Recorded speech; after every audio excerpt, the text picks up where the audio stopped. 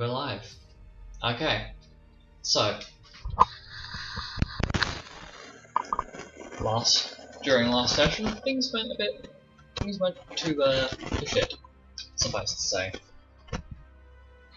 and we ended off on Alice basically being shot in the face. Always a good way to end a session. Oh god. But we start today's session from the perspective of Milo.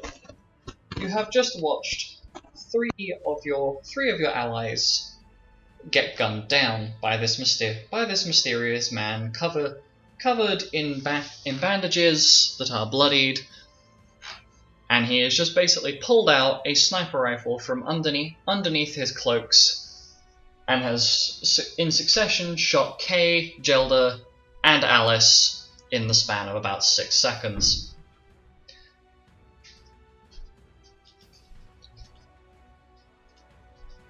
There is a sensation of shock and horror running through your system. You've just watched the person that you've literally a few hours ago ended up bumping into and having a conversation with at the bullet shop. A very close ally of yours, or with Kay, and Alice, all having their heads basically blown off. 3 lives in 6 seconds.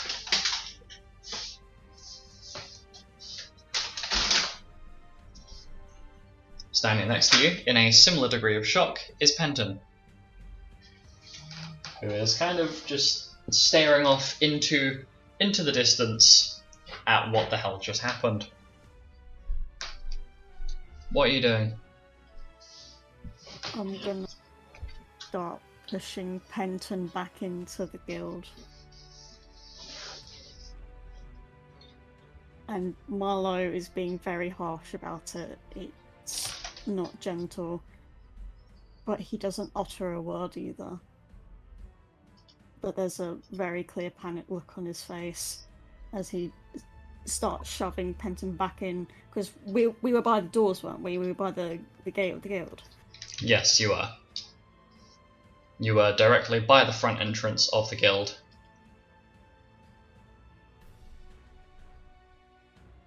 Yeah, I start pushing Penton back in, and I'm essentially... Marlowe's essentially blocking Penton as he pushes. Penton, what is your reaction to this? Well, I reckon being shoved into would probably snap me out of it a little bit, come to my senses a little bit, and then start running towards the, is it the guild hall where the guildmaster would be? I forget. He'd probably be in his office, where he typically is. So he's just, without really saying a word either, he's just going to start sprinting in that direction. Okay. So, as your foot hits that first floorboard, you hear a howl coming from outside of the guild. Milo, you're still standing in that entranceway, facing towards the I'd imagine facing towards the outside. So you see coming up over the hill some spikes of red hair, rapidly being followed by the approaching figure of Xanis, who is charging up this hill, weapon drawn, at this gunman.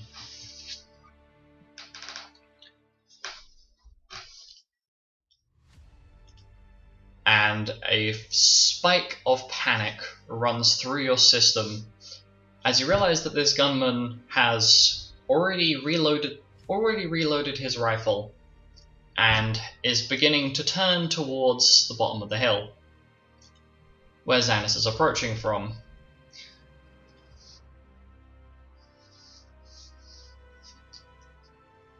You hear the very clear sound of a gunshot being fired.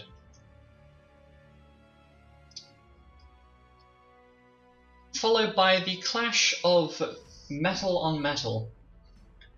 As Xanis is dropped on the ground behind you, and it happens almost in the blink of an eye. Xanis is dropped on the ground behind you, and out on the hill, in place of where Xanis previously was, is the Guildmaster.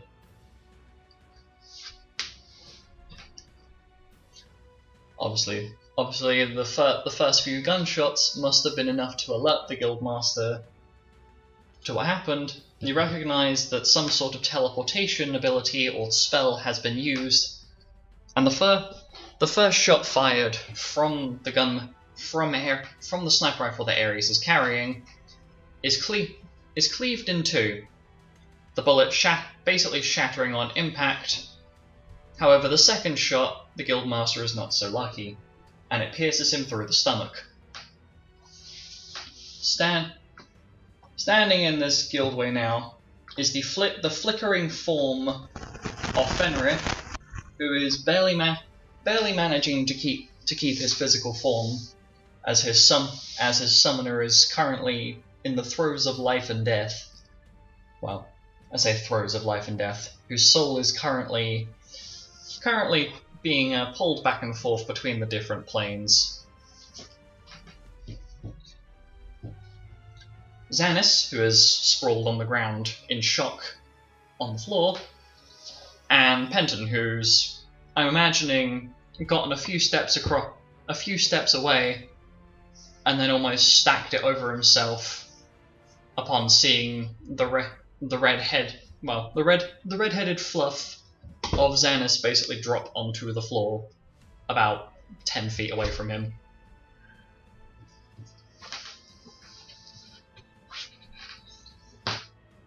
As of current, Yuzok is nowhere to be seen.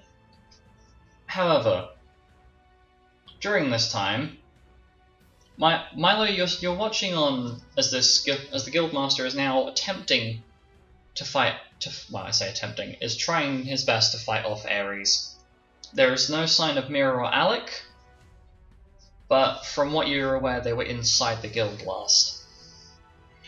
I'm going to jump away from your perspective for a moment, Milo, as we go over to Alec and Mira, who are currently inside the guild's gym. You have heard 5 gunshots go off in the span of about 30 seconds.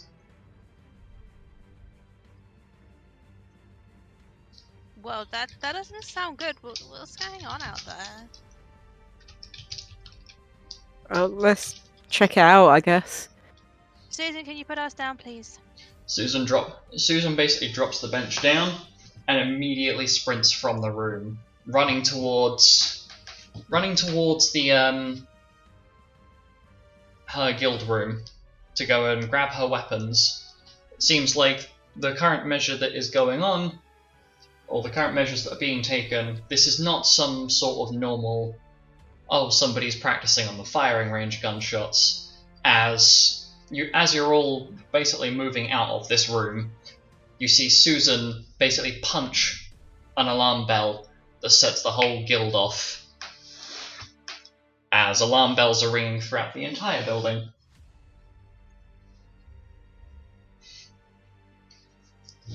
And so you're sprinting along, trying to get to the entrance to the guild hall to find out what the hell is going on. And you see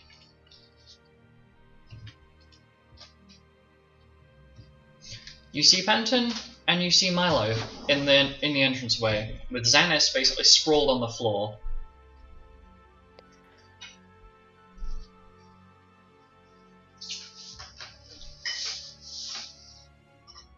Milo, are you going to say anything? As you can now see Alec and Mira basically full on sprinting their way over.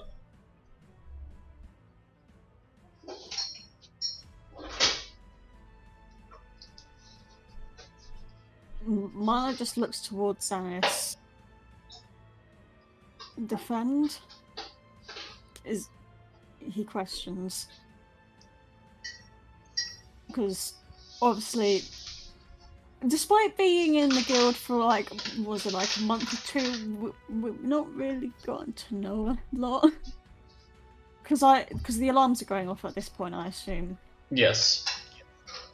Milo just asks Anis, defend. Short and simple.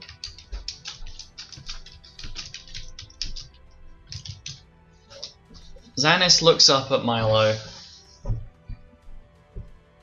and just very quietly nods. Having his blade in hand again, he cracks his neck and begins to start moving towards the entrance of the guild, clearly intent on going back out of the guild to go and fight alongside the guildmaster.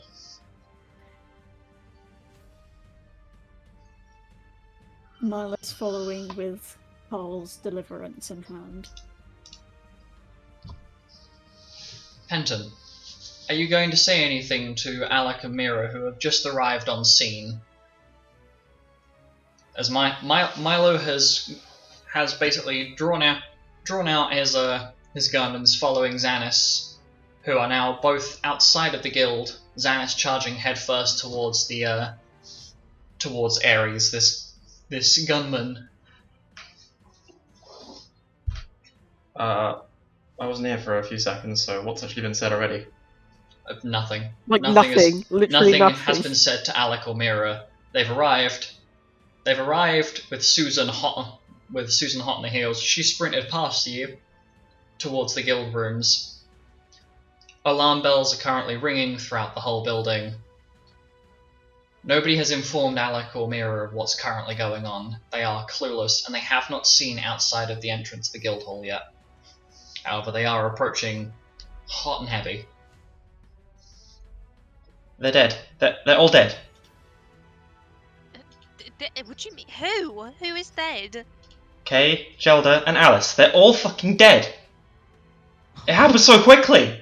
I have no idea what's going on. There's just there was a gunman, and Alice brought this new friend that she said was a new friend apparently, and then all their heads exploded. What happened to the guy? Where is he gone? He's still out there, I think. The guildmaster's fighting him. Oh my god. All hands on deck. We have to protect the guild. Right, okay. Oh god. So, Alec and Mira, you both draw close enough now that you can see outside of the guild. And out on the grassy plain and cobbled path that leads between the Sleeping Wolves Guild and the town of Lenfar is a bloodied, bandaged gunman with a sniper rifle currently fighting with the guildmaster and somehow managing to keep some degree of pace with Milo and Xanis rapidly sprinting down the path. You can see the crumpled remains of Gelda and Alice, both with a bullet hole through both of their heads, and the headless body of Kay, who you can only assume the head of Kay is what the random bits of red and pink and different coloured bits of fur that are splattered across the ground are, as otherwise there is just no head to be seen.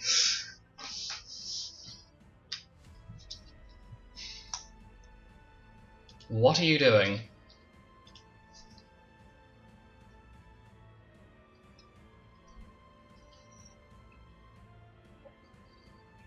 Oh god. I'll be honest, Chief, I don't know. Can we see the guy? Yes, the gunman is still outside with sniper he- rifle in hand. Let me get the. Like, how far away is he from like Kay and everyone else?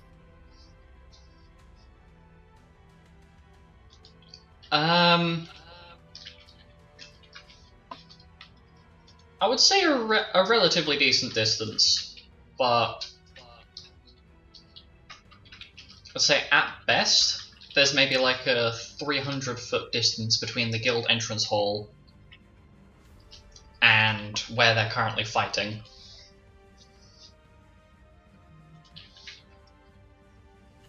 Okay. How far am I from them right now? About 300 I feet, have- you're standing in the entranceway of the guild. No, like from K and everything. Oh, K is about 400 feet down the path, roughly. 400 fucking... Okay.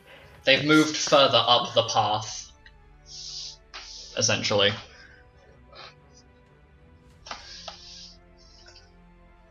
Okay.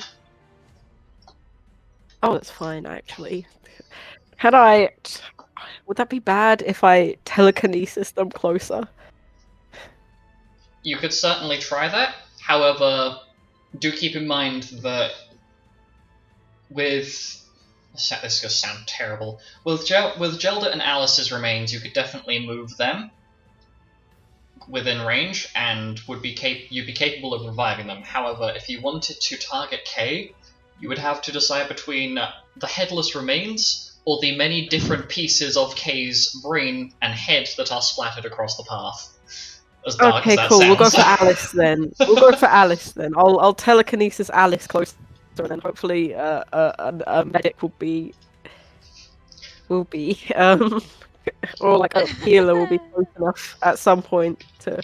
How far can you move move an object in this scenario? 20 Within feet per round. 20 feet per round. Okay, so you start. I'm just assuming I'm going to be useless in whatever battle against. So I'm just trying to help. Yeah. Understandable.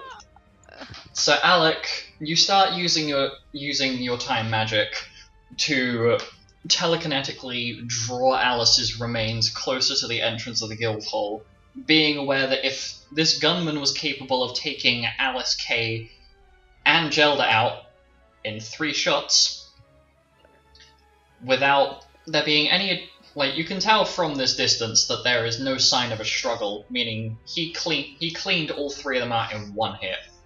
Or Yeah, 1 hit yeah. each. Also, can I add that I'm like sort of hiding a bit, at least, Perfectly understandable, yes. like Oh, as God. much as I can while I'm doing this. Yes. So If Mira... you want me to roll, no, it's perfectly fine. It's excellent. it's a situation where I would treat it as like concealment. So if you were behind cover and you're just trying to draw like Alice's body is kind of like, oh god, I hate the idea of describing it like this. But you know when you're playing something like Gmod and you turn the physics on an object off, so it kind of just starfishes across the floor. Yeah. That is pretty much what is happening to Alice's remains, as they're being telekinetically pulled across the ground. No. Oh, that's terrible. Okay. So, Mira and Penton, what are you currently doing? Can I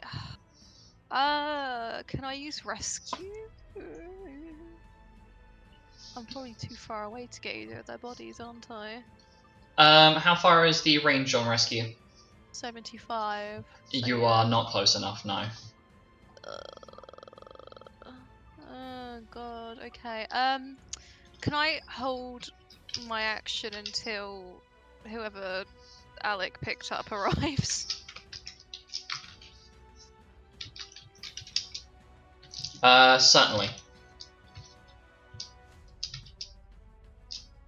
Okay, so Penton, what are you currently doing? So Penton has been in shock since the thing happened. Mm-hmm. Sort of similar if you've ever seen Saving Private Ryan, that sort of thing. All the ringing and everything spinning around, and Yes. I would reckon now has been enough time for him to snap out of it. He's going to turn to Mira and say, "Where did Xanis go?"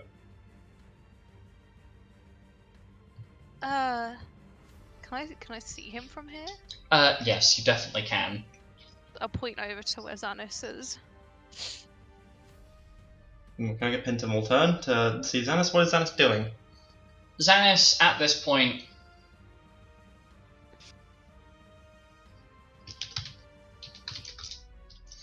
So Xanis has reached the point where he is now with blade drawn helping the Guildmaster fight Ares.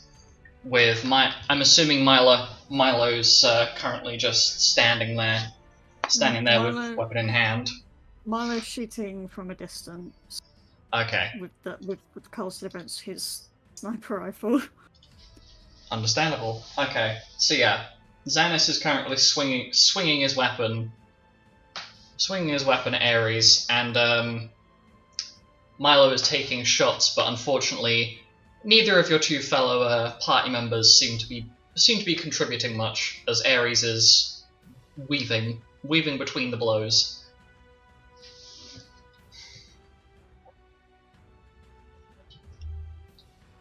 Why is he out there?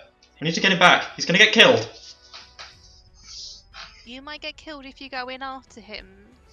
I don't care. And is going to start moving towards where's that, or at least where Milo is.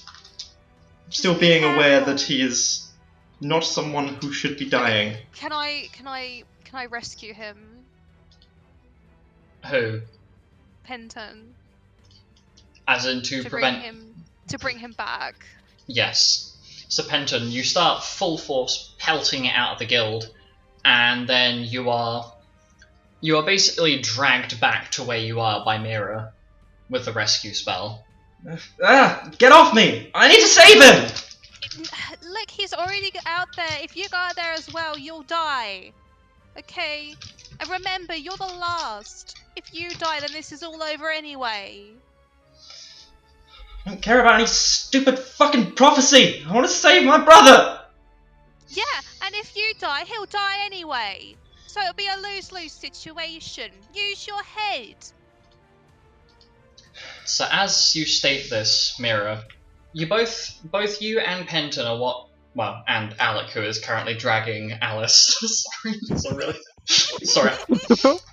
Classic Alec moment. Don't mind him. He's just maintain composure. Okay, so basically, the three of you kind of witness firsthand as this looming shadow drops from the sky and nearly impales the Guildmaster with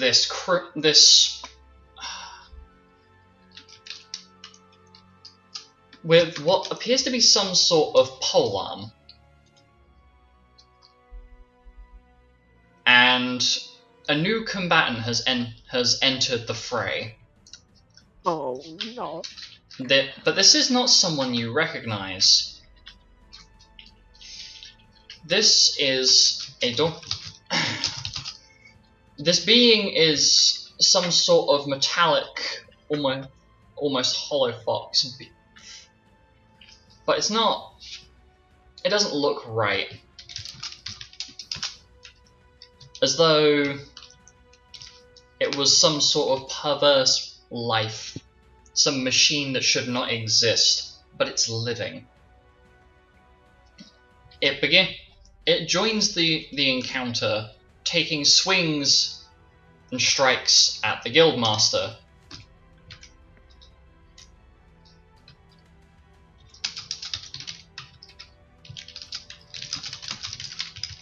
And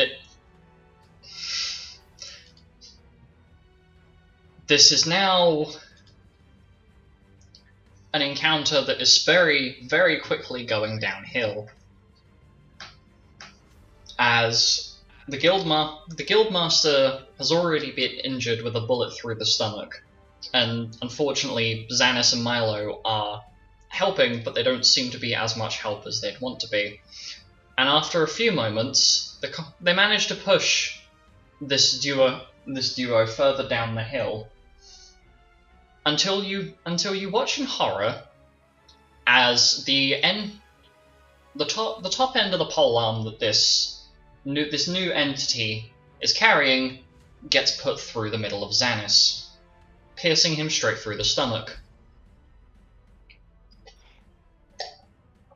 He is then thrown at an immense force back towards the guild hall, taking out Milo in the process as Xanis collides into Milo, and you are launched back with such a degree of force that you basically make a small crater in the ground. By some weird miracle, neither of you are harmed during this, but Xanis is now bleeding from the stomach. However, in a very strange twist of events, it seems as though this new entity isn't that interested in delivering any sort of killing blow to the Guildmaster. Almost seems as though this entity is playing with him, and not really taking the fight seriously. At this point, Alec, you notice a couple of almost looming figures behind you, and you realise that it is a large collective of different guild members carrying a variety of bows, guns, staves, and out of the guild hall, this onslaught of elemental magic, bullets, arrows, knives, things are being launched at the guild in an attempt to try and fend off these beings, and they seem to miss the majority of these hits, as they're kind of being fired from a very significant distance. Some of those spells are missing, some of them are hitting, but the intent is to try and not hit the Guildmaster in the same process of trying to hit the thing that they're, trying to hit. And after maybe 30 seconds of this, the Ares in this new entity that you are unfamiliar with retreat, vanishing into this cloud of black dust that flies away into the distance. Immediately, you notice several members of the guild dressed in the robes of white mages and general healers, collecting the several miscellaneous pieces of Kay and her remaining body, the remains of Alice and the remains of Gelda from the battlefield, carrying the pierced form of Xanis and the relatively uninjured but still kind of scuffed up form of Milo straight into the infirmary.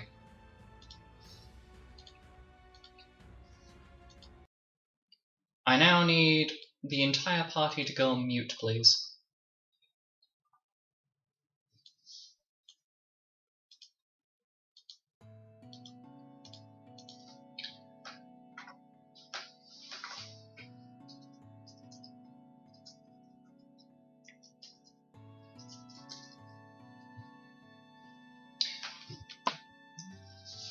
You see a table. Sitting at this table are what appear to be a married couple. A young-looking woman with long brown hair with slight pink tinges at the bottom, and a man that feels very familiar. Sitting next to you at this table is a young girl that you're very familiar with. You've known her for a long period of time. Dare say you've lived with her for, the entirety of your life. The smell of the ocean wafts in through the window. A tablecloth has been set with intricate patterns of blue, white, green.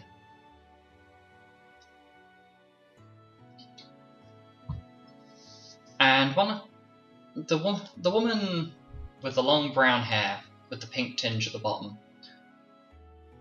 turns her head towards you and has a gentle smile on her face. You hear a very familiar voice calling, and the woman stands and asks the young girl next to you to assist her in unpacking some bags. The young man turns his head towards you.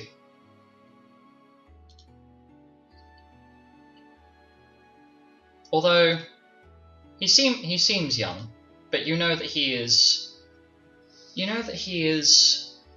your mother's father, making that your granddad who's sitting across the table from you. Well, how'd you get yourself in this situation then, sweetheart? You are always your mother's daughter, aren't you? Isn't that right, Alice?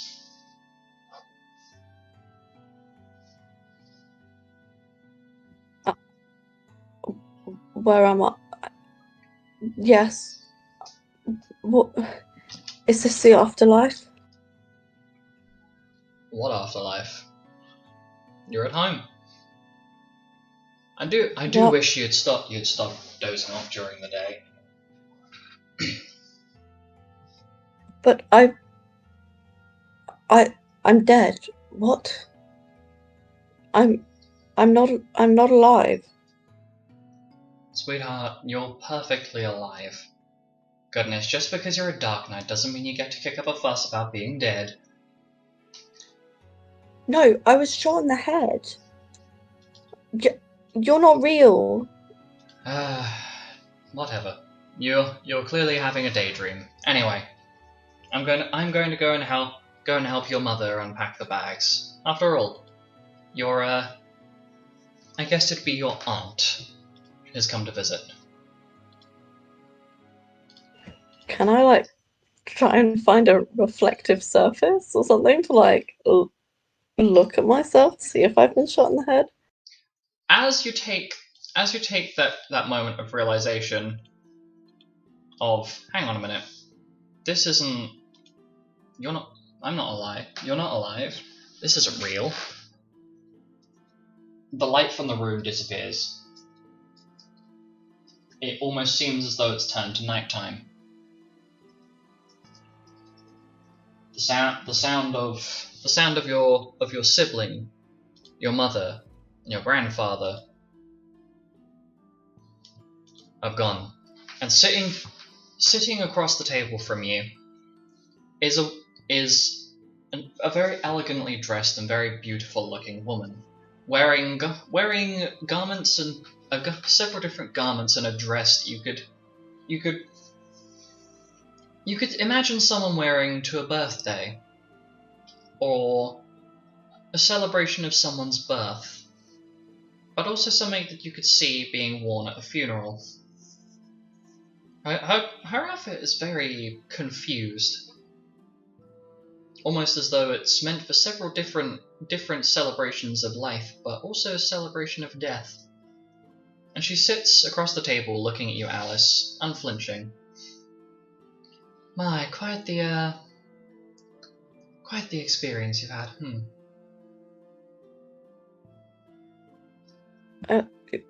Who are you?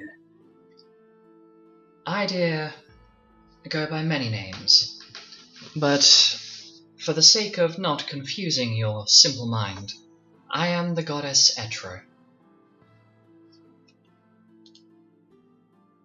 I am a being of life, death, and rebirth.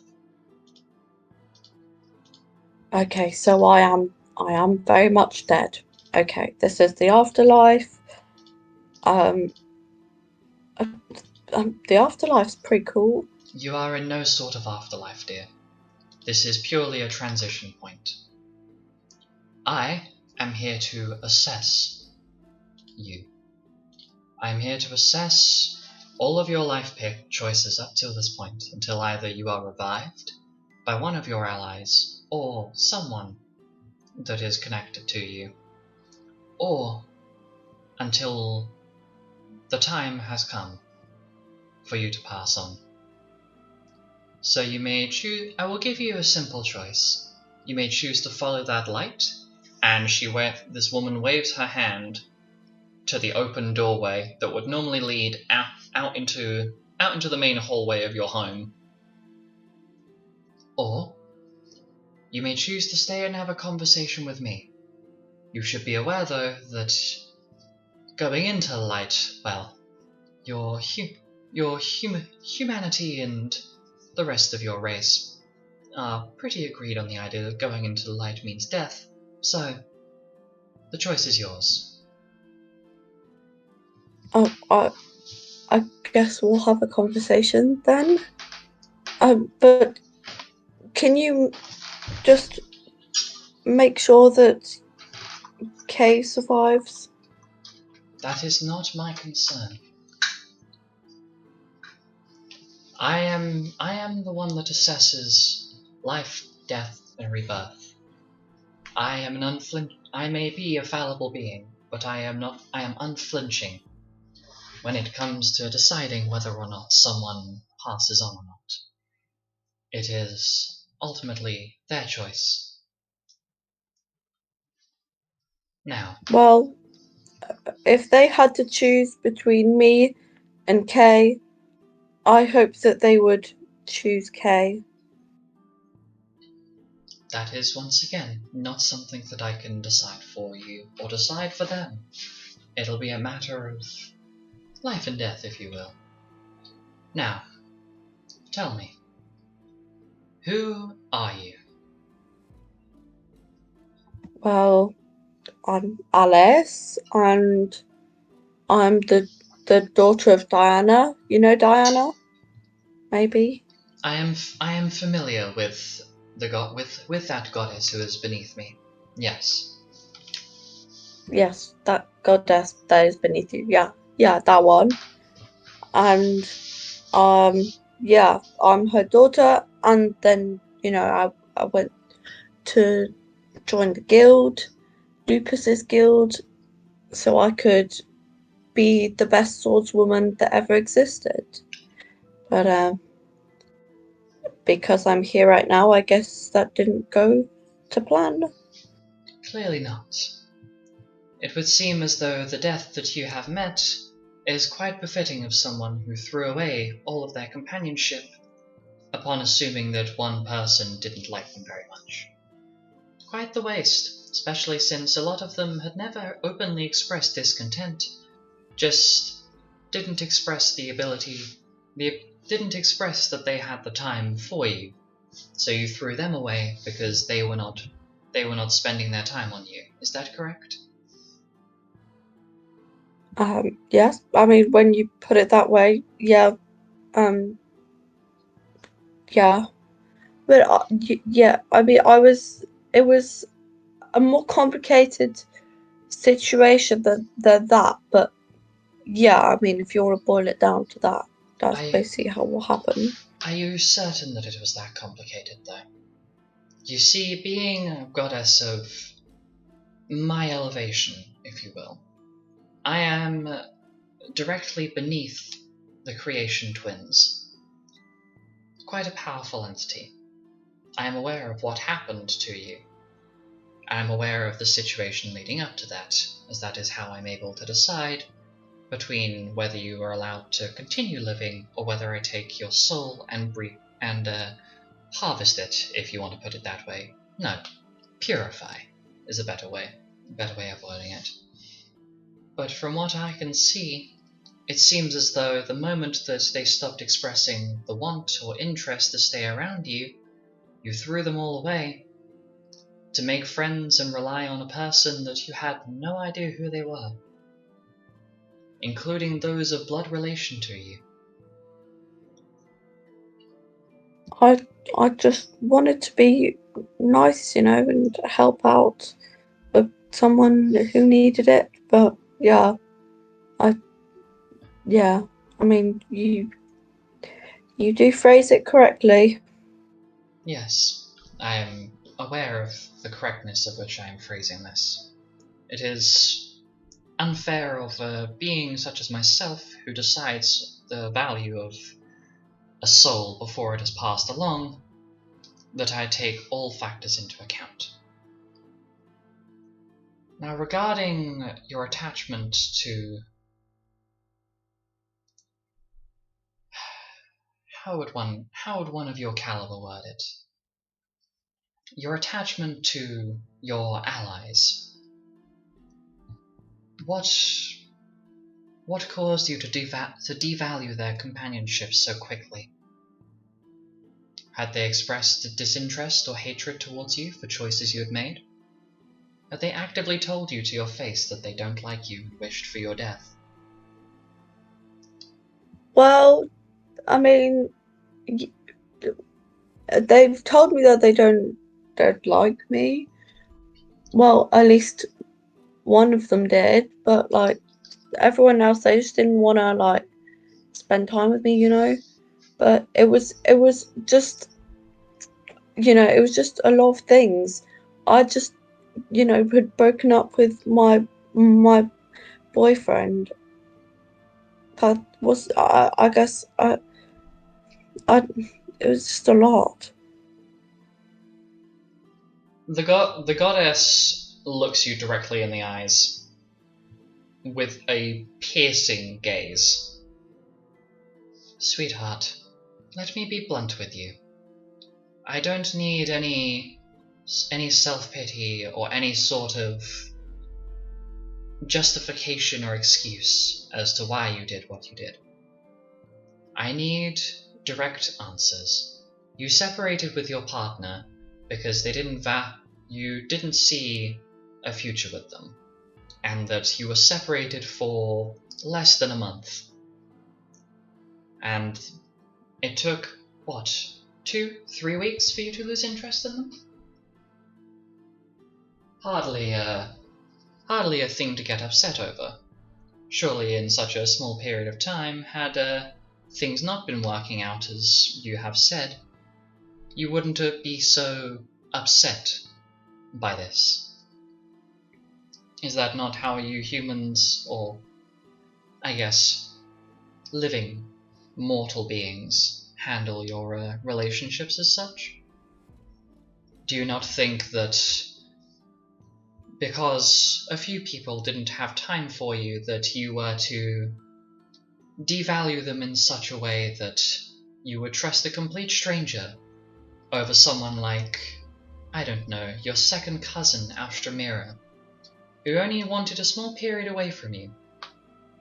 And yet, despite spending years of your childhood growing up together, you decided that her companionship didn't value as much to you as that of a stranger, because you thought that she didn't want to spend time with you and didn't like you. I do love Mira. And I really cherish Mira. I guess I was just got jealous that Mira and Alec were hanging out a lot together. And yet that is what has ended up with you being here, before me. You allowed it. You allowed your jealousy to blind you. You allowed your hatred and sadness at many different things in your life to take over. The impulsive and intrusive thoughts, if you will. Such concepts that immortal deities like myself are familiar with but unaffected by. Now let me trace back, all the way back. You trusted a stranger. You wandered off on your own, and then decided to randomly follow and befriend someone else, without knowing them. Is this not what one of your allies, I believe the boy named Xanis, had punished yourself and 2 of your comrades for doing? Wandering off at any hour, and randomly befriending a stranger that you know nothing of, and trusting them to such an extent. Well, that was Mira and Alec, and I was just protecting them. I wasn't running off with them. I was telling them not to. And yet you followed like a sheep. No, I was protecting them. Etra places her hands on the table and rises up and kind of looms over you. Darling, do you hear yourself? You're just trying to justify terrible choices and trying to make excuses as to why you were present in a place you should not have been. I understand that you mortals want to try and explain and justify why you do the things that you do. But this is a situation and scenario where you have no ground to stand upon. And as she says that, your eyes end up diverting down, and you realize that the entire floor is gone. The only place that is good to be upon is the seat you are currently sitting upon, the table, and the other chair. The rest of the room around you has become a shadowy abyss. Oh my goodness, no, you are right. I have zero ground to stand on. None at all. Physically, no ground. Now, let me get this straight. Who and what are you? The woman that you state you are, and the woman that you actually act as, are both very different entities. So tell me, Miss Powers, or sorry, Ravenspawn, as I shall now call you. Who are you and what is your actual purpose? Do not make any excuses or lie to me. I am where you will end up once the timer on your mortal life runs out. And unfortunately, being a member of your bloodline, full of many different souls taken in by blue magic that has intoxicated the souls of your bloodline, very few deities will be willing to take you when you perish. So why don't we cut out any of what your race would call the crap? Remove all of that and be directly honest with me. Be honest, and I will guarantee that you may actually have somewhere for your soul to rest once you actually enter the afterlife. Oh my goodness. Well, okay. I'm Alice, and I am the daughter of Diana Powers, and I really just want to do her proud, and I have very obviously made huge mistakes. I got jealous and let my emotions do the thinking and do the controlling, when really I needed to use my brain. This is not what I want. You know, I don't want to be like this, and I just want to be more like my mother. Just be a better and kinder person, you know, and just stop fucking up everything that I do. Sorry, I was swearing in front of a god. Oh my god. I'm sorry. She smiles as you start apologizing. It would seem as though your soul is in accordance with your words. Whilst I, a being that is capable of seeing your emotions in quite the literal sense, and being able to read the mind and soul that you carry on you. I will hope that those words that you tell me are true to the actions that you will take should your allies decide to bring you back from this beyond, if you will. Oh, they could not be more true. I'm telling you, if I get revived, one, it will be a miracle, because I really don't think that I should be revived. And if I do get revived, oh my goodness, I've met death, and I don't really want to meet death again. This was a lot. She smiles at you, and a very hearty chuckle comes from her. Darling, I am not the goddess or god of death. I am the being that embodies balance, life, death, and rebirth. They are the three things that I maintain the flow of. You could think of me as the person who controls the tap, if you will. If I decide that there needs to be more birth, I will turn the tap up to full. And should I decide that there is more death needed in the world, I will turn the tap off completely. What, you control when people die and people are born?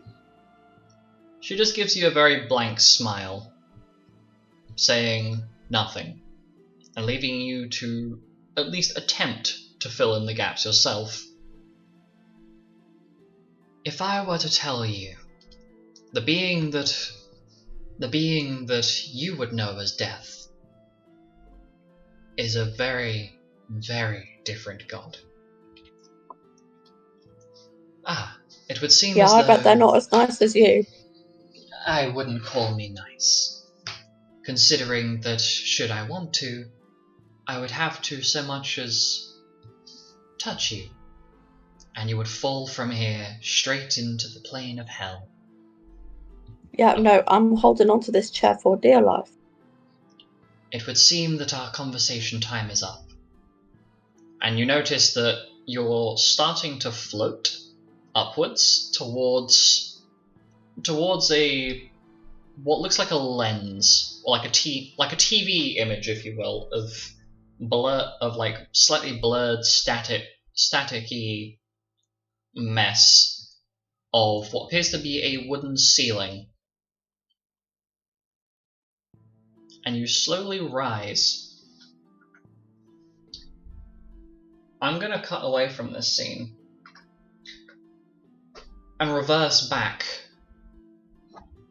2 days to the aftermath of the shootout. Penton, Milo, Mira, and Alec. The four of you have been rushed back to your room. There is still no sign of Yuzok as of the immediate aftermath. And only the four of you are left in this room. You have not heard any information about what is happening with Xanis, Kay, Alice, or Gelda. Interact. Discuss what you have just witnessed.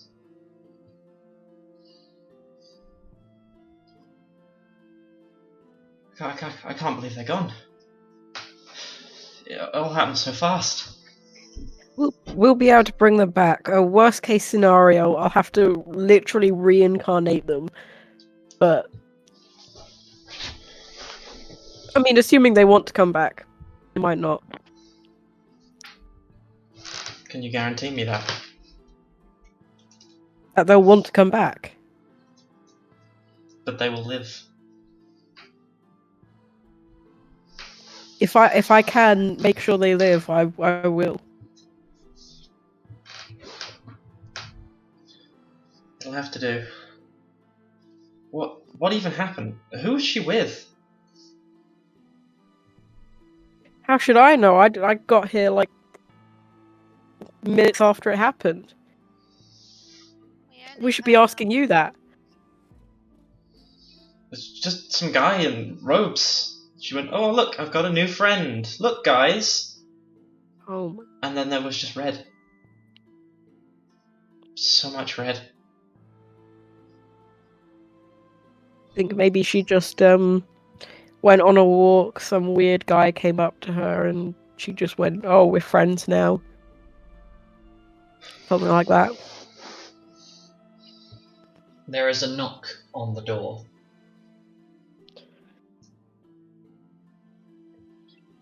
Who's going to answer it? I'll go up and answer it. So I'm assuming you're opening it? I'll go, "Hello, who is it?" before I open it. It's me. Can you open the door, please? Yes, I can, sorry. So as you open the door, it's the Guildmaster. Unfortunately, still bleeding from the stomach, but it seems as though the blood flow has slowed significantly. Right. Good news is that Xanis is in recovery as we speak. The remains of your fallen allies are currently being revived and fixed with some regeneration spells. You can do that.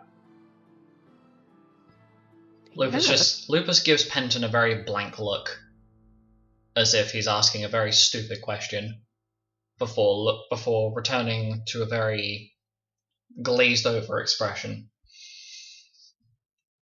The man that your ally was with was an assassin named Ares Blackcrown. Is a warrior from the island of Valeril. He is currently working as one of the Lilium Beast cult members, and has been hunting down the heirlooms alongside us, or I say alongside, has been trying to contend with us for these heirlooms for a while. Your ally, and Lupus takes a deep breath with a very pained expression on his face, has just handed the first half of the Helm family heirloom over to the cult. What?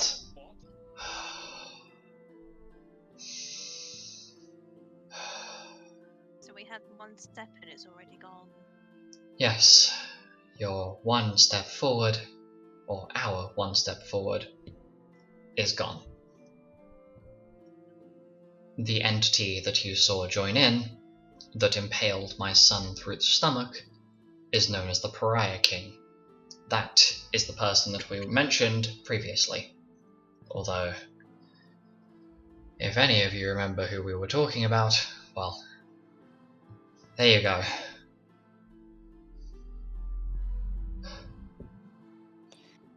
That is some crazy coincidence. You just speak of a person and then next day they come in trying to kill you. As if that wasn't already the case. You will not be leaving this room for the next 2 days.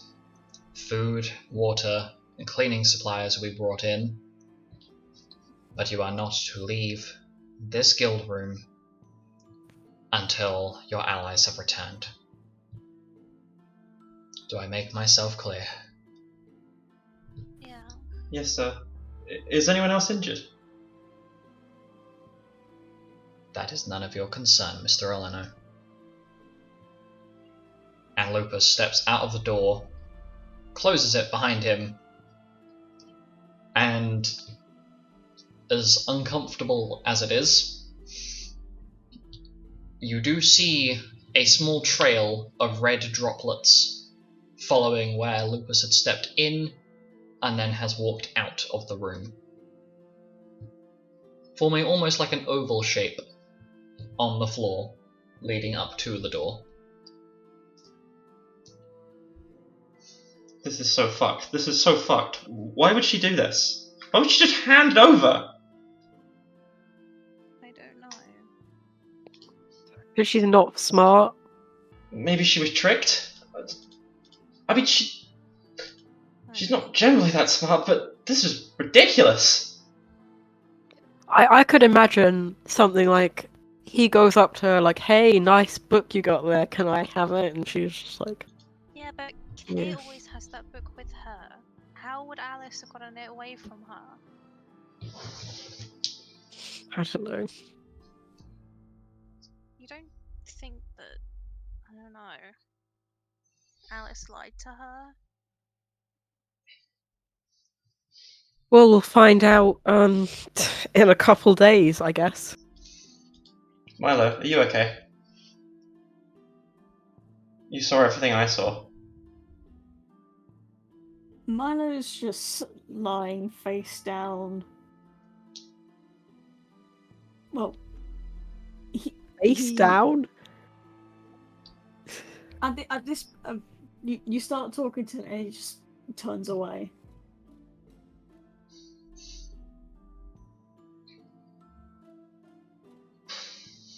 I would like to mention that in this room, in the far corner where Gelder's bed is, I guess, or the bed that he has claimed, the flickering form of Fenrir is basically resting his lupine head just on the bed, like imagine a dog like resting its head on like a coffee table while it's looking at you, wanting the food that you've got.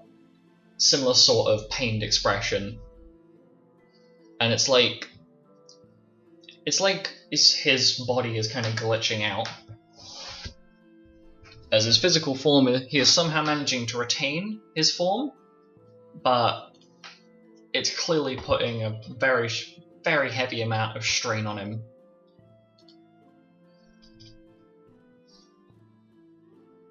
Upon seeing this, Milo's gonna get out the sketchbook, turn to the page where Gelder's face should be after drawing it,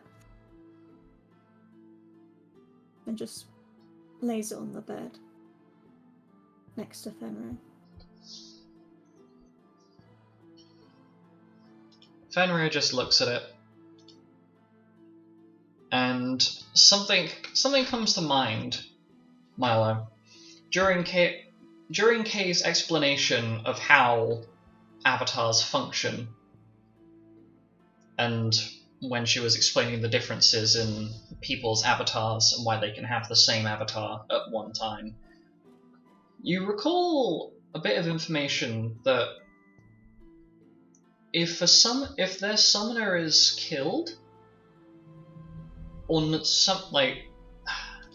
let me get the correct wording out. Like, if the summoner is somehow knocked unconscious, is put to sleep, or killed, then the avatar should have been banished, meaning the fact that Fenrir is still present in this room is incredibly unusual. Because by all accounts, the moment that Gelder had the bullet put through his head, Fenrir should have vanished.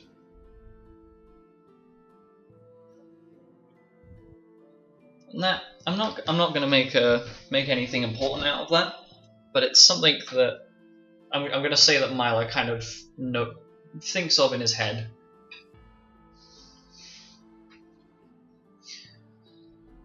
So, a day goes by. We're now on the 14th of July, 56 AR. Day one of your confinement, if you will. And Yuzok has returned, looking surprisingly fine, but does not look like he is mentally there at all. And there's a very quiet knocking on the door at about 3 PM. As you're all kind of just kept there, I imagine not being very talkative, especially after having lost three pretty close allies of yours. There's a very quiet knocking on the door. And initially, nobody answers it. You just think, oh, maybe it's Shalnar knocking on the door again, as he tried to several times the day before, to try and find out what the hell was going on. I'd like Alec, Mira, Milo, and Penton, I'd like all three of you to make a perception check directed at Fenrir. There's 4 of us, but alright. I did list off all 4 of you, didn't I? Yeah, you said I'd like the 3 of you. Oh fuck, sorry. My bad. Don't worry about it, I'm just being silly.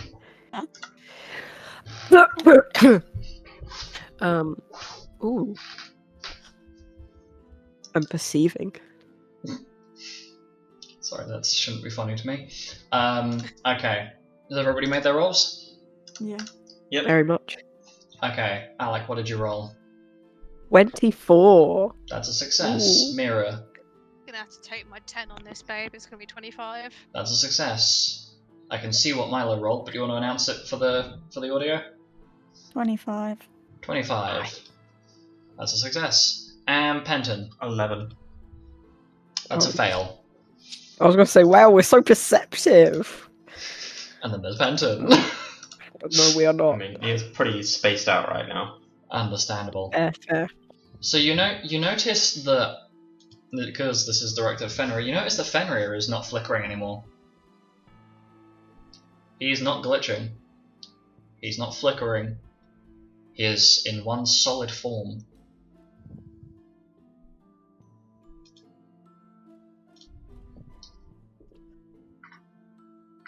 Goes to open the door.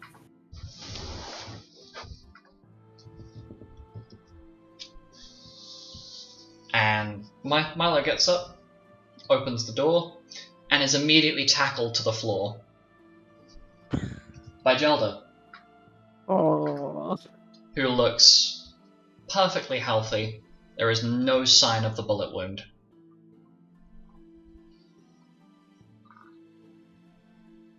However, outside of the door, you notice there is no sign of Alice, and there is no sign of Kay. But one of your allies is back. And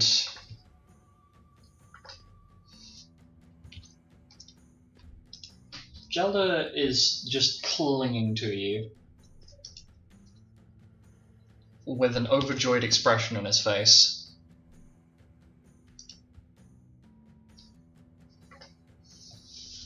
Well, I'm back. Oh, yeah, I should probably... I met this woman. She was very nice. I said to her I wanted to go back, and next thing I know, I'm looking up and there's one of the, I think it was Kay's dad. But, actually that would make sense. His last name was Lavender. But yes, this man named Lilac brought me back, and, I'm good as new. Surprisingly enough. Tell me, did they ever catch the person who blew my head? Well, put a hole in my head? No. We know who it is, but, They escaped. Well, that's unfortunate, but, hey, you know what the good news is? I should call myself religious. Because or, no, maybe not religious. I should call myself an artifact, a blessing, because at one point during that entire event, I was holy. Oh my god. And Gelda has a very cheesy grin on his face. Clearly having not taken the event all too seriously, or at least there appears to be some kind of like world weariness on his expression, but he seems to be trying to have a bit more of a positive energy, as he's definitely been filled in on what's happening. cool. We've been trapped in this room for like ages, by the way. I don't know how long. Also, how is Kay and Alice? Are they? Gelda bites into his bottom lip with a look of almost as if he's been told not to say, but looks behind him, closes the door, and very quietly speaks. Well, they've managed to refix the hole in Alice's head, but her soul has not returned back to her body yet. And Kay's head has been regenerated, but they tried to bring her back first because, you know, Lilac's her father, but her soul doesn't seem to be willing to come back to her body yet. What? I didn't tell you that, though, because, you know, I'm not technically allowed to say anything. But why wouldn't she want to come back? Well, I'm sure there are many reasons. Also, I'm sure that the rest of you aren't too worried about him, because he's he's pulled through similar things before, but Xanis' stomach wound is closed fully now. He's just getting a little bit of shut-eye before he comes back. Oh, thank God. Oh, that's good. That's good. I hope Kay decides to come back before it's too late. Well, it'd take quite a while for that, because well, I guess if I were to put it this way, her body is currently being kept in stasis, because well, it's been fully repaired and whatever, but how would I explain it so it makes sense? The body will eventually start to decay, and if Kay doesn't return to it, there will be nothing that she could return to. Pretty much, yes. That's a pretty good way of looking at it. Because fortunately enough, she's got another how long has it been since then? It's been about 12 hours? She's got about another 20 hours to make up her mind before she comes back. I think that's what her father was saying. So that's what happens when you die, is it? You just get to choose if you get to come back. Well, you see, I met this lovely woman named Etro whilst I was, I guess, dead. She's very lovely. Huh? Can I roll religion? Yes, you may.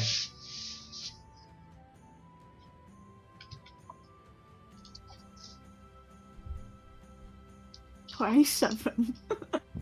That's a success. Can I roll a nat 20 on this? I saw. That is a success. You are very familiar with Etro because your family has had a quote unquote run-in with her previously, relating to a very close friend of your mother's. One Norik Zilhorn and a Felicity Atisa. Oh, no. And you remember being told this very clearly because it was your first actual encounter with religion. At least when your mother taught you of it, because I believe that does that event predate you? No, it doesn't. Yeah. It doesn't predate, because it would have been... Milo would have been like 1 or 2. How old is Milo? How much older than Mira is Milo? This is important. Milo, how old are you? 21 at the moment. Mira's 2 years younger. 23, so if Tuck died when she was 3 or 4, then he would have been about 1 or like lower. But I would say that he would have been like at least barely born. Yeah, so he would have probably been told about it. Would have been told about it when he grew up a bit more then. So yeah, Milo, you've been told about this previously. Because you remember your mother having a very heated conversation with your father about it, as the day where that conversation happened was an anniversary date, where a letter you remember picking up a letter that had been sent by the guildmaster to your family. And you recognize who Etra is. She is she is a goddess of life, death, and rebirth. She is the one who maintains the balance between those 3 aspects. So anyway, Gilda carries on. I was having a lovely conversation with her, and she said that I could return whenever I wanted, and I decided that I shouldn't keep Milo waiting for too long, as much as I was having a lovely conversation. So then I returned, and then I spent a few hours being checked over and taking a little bit of a nap, I guess, and then I came back. Fenrir missed you a lot. He didn't leave. He Gelda didn't- tilts his head, a little bit confused. Didn't leave? Kay explained that when a summoner went unconscious, died, or was was made to fall asleep, that their summon would disappear, would be banished. Fenrir didn't. He stayed, but obviously wasn't exactly stable. He kept on flickering. Oh, well that's quite easy to explain. Can I get up now, please? Oh, yes. Sorry, I forgot I was on top of you. And Gelda gets up and is immediately tackled by Fenrir back onto the floor again. And Fenrir does something that's very familiar to you, Milo, as Fenrir kind of does an equivalent of loafing on top of Gelda. And Gelda looks to the rest of the party. Anyway, how are you all coping from watching me get penetrated in the worst way possible? And he's clearly trying to crack a few jokes because you can see the rather sad and miserable expressions on everybody's faces. Milo winces. I miss Kay.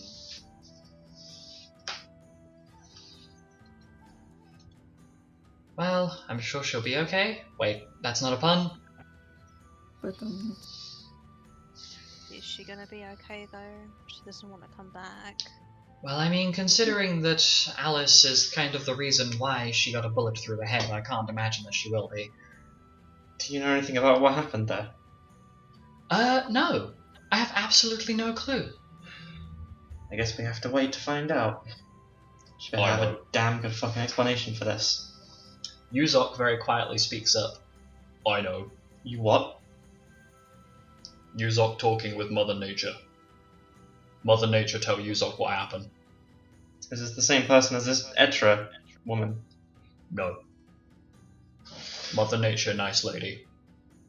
This Etro person is, I don't know her. Okay, why don't you tell us what this nice lady told you? He smiles as he looks at Alec and nods. Mother Nature tell Yuzok that little elf girl was tricked. Tricked how?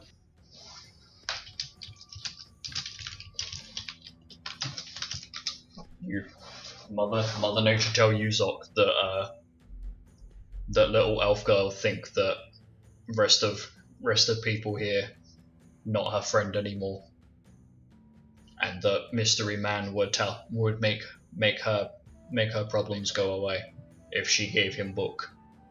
She seemed not seem very happy about idea, but she go talk to Kay, and on way back to guild, she give book to man. She not realize that book very powerful. At least that's what Mother Nature say. She thought we weren't her friends anymore just because we didn't have time for her that one day.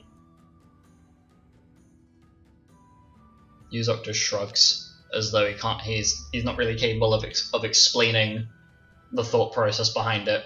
I can't fucking believe this. Man, if it's as bad as it sounds, she is going to get her ass kicked. Yuzok thinks that we all going to get ass kicked. And she stole the We book from do. Kay to give to a complete fucking stranger. It's not like she didn't know how important that book was as well. on the contrary, she wasn't here when it was revealed that it was the Annihilating Cataclysm. I'm quite sure at the very least, I don't actually remember. That is I'm true. quite sure That we is had true. this Yes. discussion. The session Alice wasn't actually here. Yep, we did. Oh yeah, maybe. So she wasn't there. Damn it, Alice.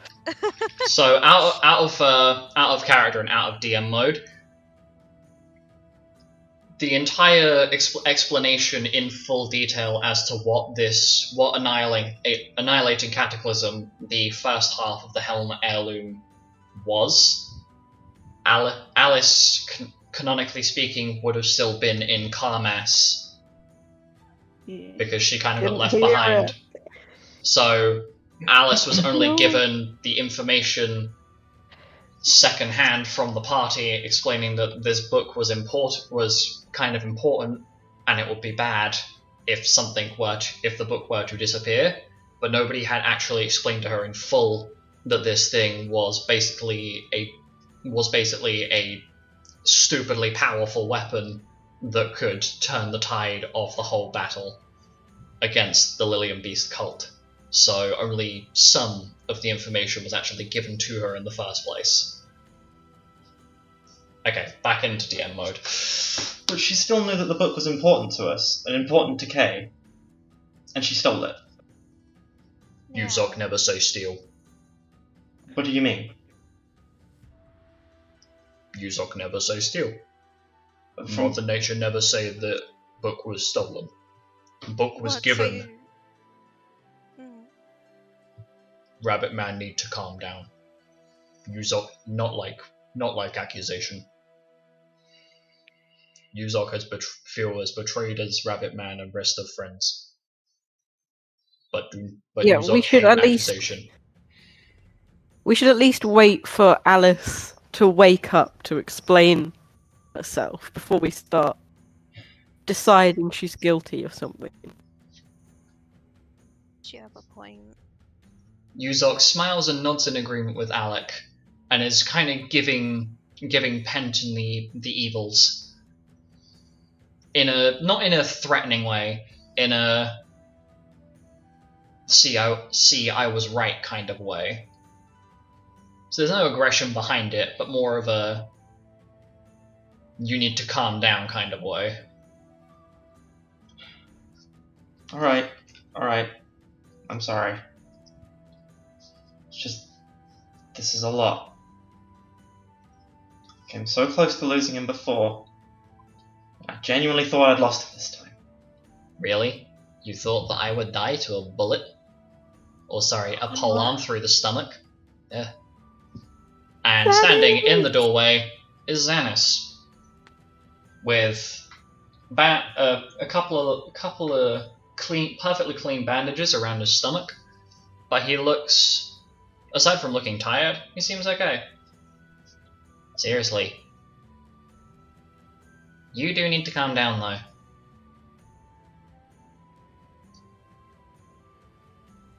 Oh my god. You're okay. Well, no shit. We're in the middle of a guild full of people that can heal. And, you know, my dad exists.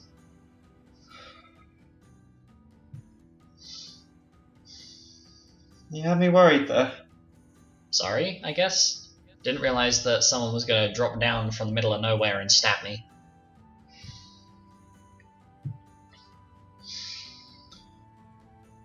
We're all glad you're okay, so... Penton is going to try and give Xanis a hug. Xanis will return the same thing. Of hugging. Just... He starts with the... just be careful of the stomach, please. And very out of character burst into tears.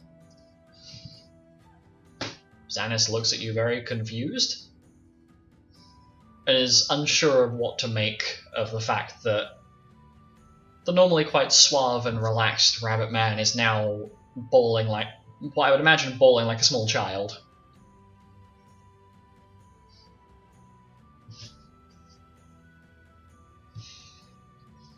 And the rest of the day kind of slowly begins to move by.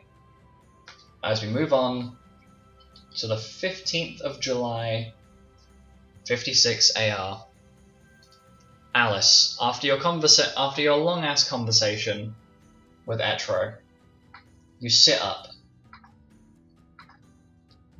And in this room, it's not the most familiar to you, but you are met with the face of Lilac, who does not look very, very impressed. Welcome back. Thank you. Thank you so much. I didn't expect this. You have a lot of explaining to do.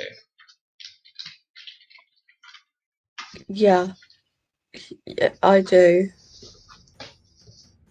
You should be glad that the Guildmaster has already prevented, or already told, my wife that she is not allowed to bring her gun inside of this guild, because you realize that your brain would be splattered all over that wall were my wife to be allowed inside here with any of her weaponry or any of her magic.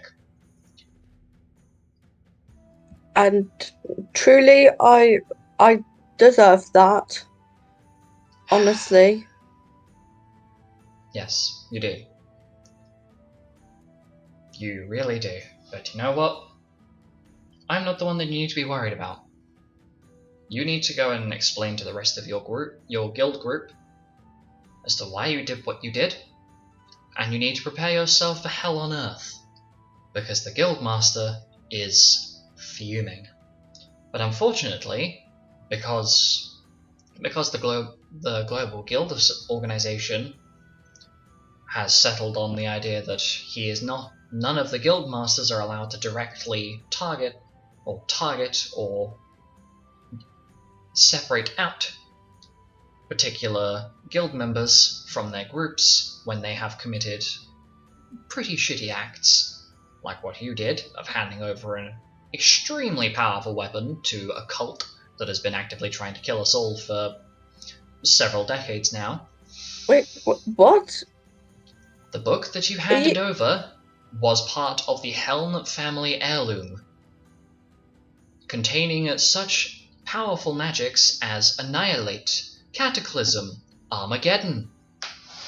You just handed What? over. Why was I never key. told this? What? I don't know, Miss Powers. But quite frankly, you need to be out of my infirmary. You need to go and talk to your guild group and prepare yourself for the Guildmaster's anger. Now get out. Okay, I'm going.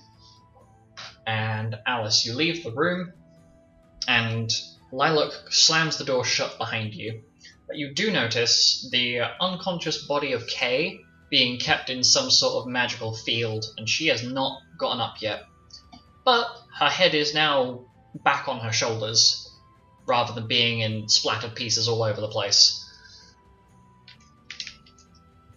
Which was quite gruesome to watch. And you slowly end up making your way back to the guild room.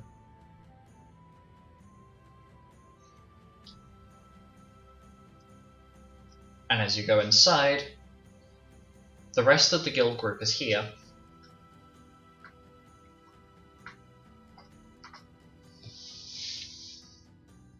You are met with silence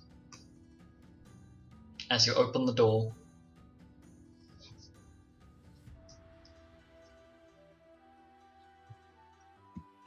Yeah.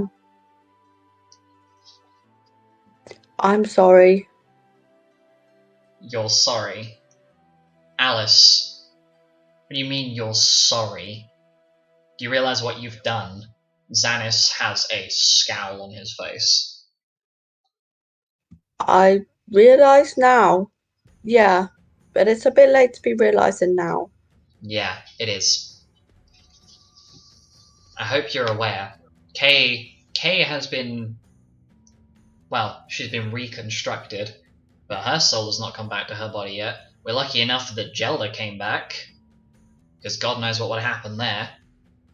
Considering that recently his mother died, so he is the last of the Solmers, which would have been awful if we'd been anywhere else. But why, is my only question to you. Why throw all of us under the bus? Because we didn't have time for you that one day. That one day, nobody else had time to put aside for you because we all had stuff to do, and you decided to not only wander off, which, you know, if you wanted to go for a walk, that's perfectly fair, but you decided to help out and bring back a mysterious man from nowhere.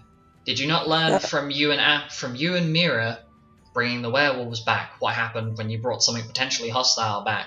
Or, when I put you, Mira, and Alec in your place for wandering off and befriending a potential cultist in the crypt back on Batzil? Or, any other time where people have wandered off on their own or been caught in circumstances where we couldn't have helped them, like what happened with Jasper and like what happened with Carl. What do you have to say to that? To yourself? I figured I would go on an emotional walk round the guild. I thought it was a safe space, and obviously that was not the case. And then I came across this man who pleaded for help, and so I got my sword out and, asked him who he was and all those things and what he was doing, and I gave him a healing silver apple so he could at least heal a little bit. I thought I would do some kind actions, do some good, but no, it all backfired. Did you even check who he was? At any point during that, did you ask him his name? Did you ever ask him who he was or where he was from? I did. I asked him what he was doing and what his name was. Yeah, I did. And he said that he was coming to collect his notebook that he knew that was around here. And I said, oh, I don't know any books, because I know, as I was told that it was, an important book. So, I said, oh, I don't know any books. And then he kept persisting, and he kept, he was getting in my brain. So why didn't you walk away? You have the ability to step away from that sort of situation. You are smarter than this. You are supposed to be the daughter of a noble, Alice. You are supposed to be at least somewhat intelligent enough, and you have far better charismatic ability than the rest of us put together, except maybe Penton. But you are smarter. And yet this guy was so much stronger than me with the charisma, Then why did you think it was a good idea to go and somehow obtain that book from Kay where it was safe, rather than telling Kay about this mysterious person? Because had it at any point you had mentioned to Kay that this mysterious man had appeared in the woods, you would have immediately gotten taken back to the guild, and people would have been sent out to go and investigate the area. Because do you not remember what happened with Mace? The reason why me and Kay got forcefully aged beyond our time? Mysterious person turns up out of nowhere looking for someone. At that, Penton winces a bit. And Xanis kind of harshly side-eyes Penton, as if to kind of indirectly say that he does still hold Penton somewhat accountable for that. Or, the entire situation of this mysterious person turning out to be some sort of psychopath. It's not like me and Kay went through hours of torture.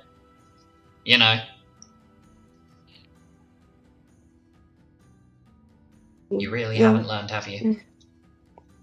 No, I mean, I obviously didn't. But I promise you, I've learned now. I've literally faced death. I faced the death woman herself.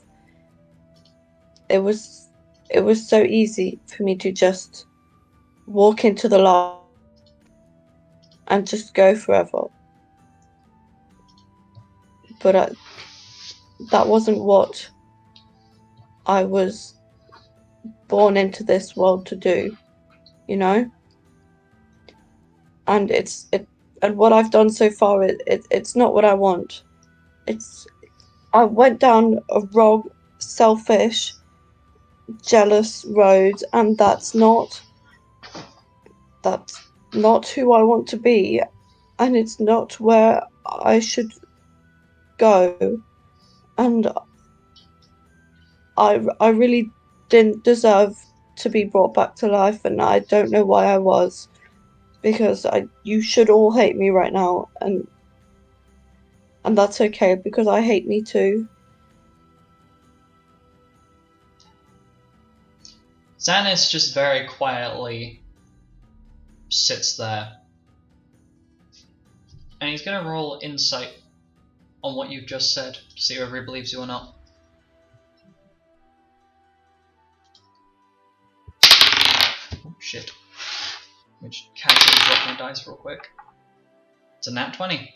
So 30 total. Xanis looks straight into your eyes, and you recognize the same it's a very familiar piercing glare. Not from Xanis, but a similar glare that you've seen the Guildmaster give to other people before. That same sort of energy. And Xanis looks at the rest of the party and lets out a slightly long, exaggerated sigh. Unfortunately, she's telling the truth.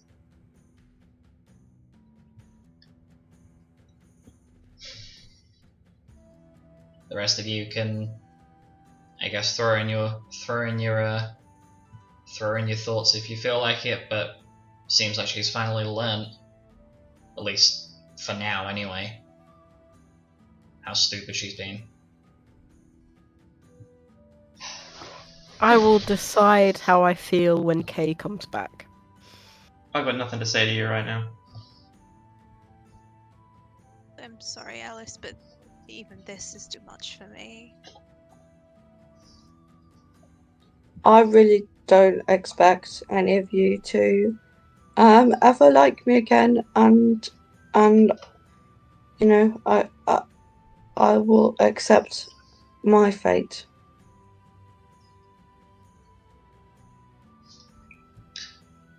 Yuzok and Gelder. Yuzok kind of looks at you, shakes his head, and very firmly. Actually, I'm gonna roll. Shakes his head in disapproval. Little elf girl need to learn. Yuzok not happy.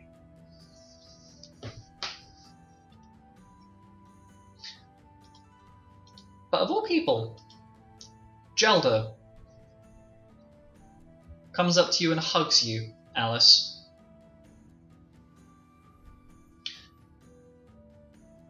Takes Why a are step you back. hugging me? I literally killed you. And you didn't. It's an honest mistake to make. I personally will hold a resentment against you for this for a while, but I don't see why this has to get in the way of your potential mental development. A lot of people use them up. I've made very similar decisions in the past, maybe not to the same extent of having people get killed because of it, but there have been several times where I've accidentally killed Fenrir, like the time I fed him chocolate, because I didn't know any better. So I'd say the same for you. You didn't know any better, and you accidentally made a major mistake. I still feel hurt and saddened by this, but I must move past it for you to be able to grow into a better person. And plus, it sounds terrible, but somebody needs to have your corner. No, you really don't need to have my corner. Honestly, I don't know that I could ever redeem myself for what I did. Gelder puts his hand on your shoulder and looks you directly in the eyes. Don't get me wrong, Alice. I'm not in your corner because I like you.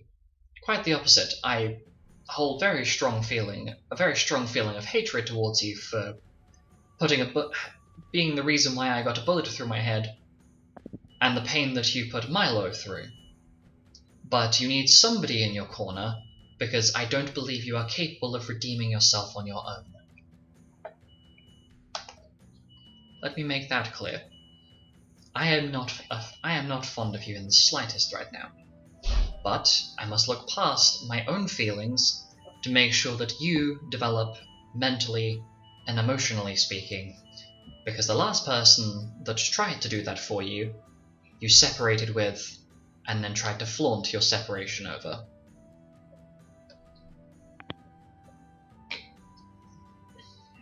I mean it in no harsh manner, but you need somebody to help guide your mental development.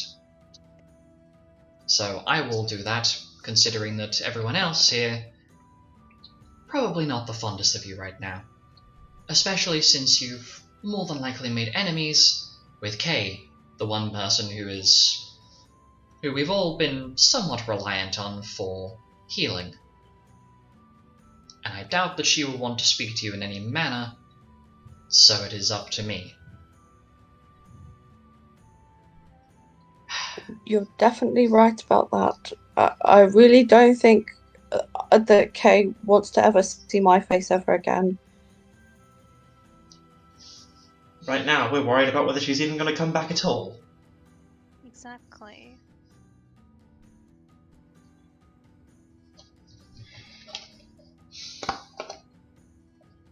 And so, time begins to tick on. Alice kind of ends up having to take a place by her bedside, and several hours pass. And Gelda keeps tracking the time, and every few hours mentions how long Kay has left on the clock. And it comes down to the last 5 minutes of the time. Still no sign of Kay.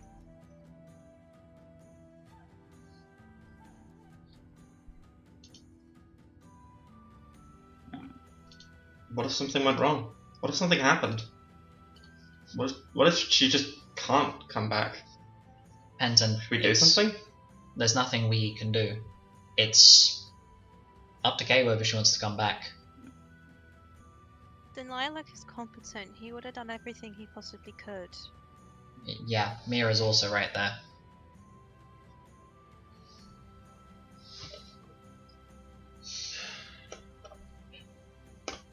Well, 5 minutes to go here. Until she expires, I guess.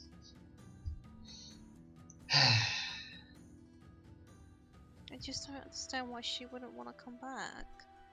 I mean, I could certainly put a few reasons together, but...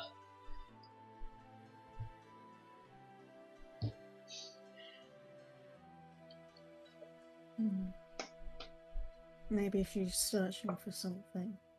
A reason. That would make sense, yeah. He's keeping it hidden, but Penton has his fingers crossed. Oh.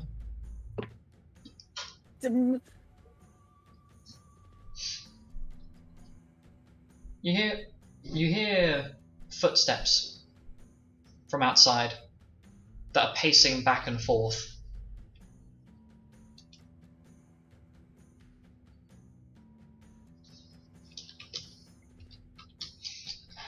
Before the door opens and a very familiar figure is standing in the doorway.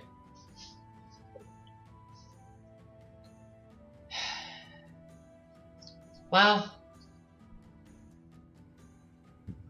I'm back, I guess. Kay! Alec runs up to her and like hugs her and like crying. Oh my god, Kay! As you're running up to her, you notice something that kind of sits very off with you. She has a silver-coloured scar going from the top left of her forehead down to the bottom right of her jawline, and several small silver scars around her neck. I will hug her gently. Oh, thanks, Alec.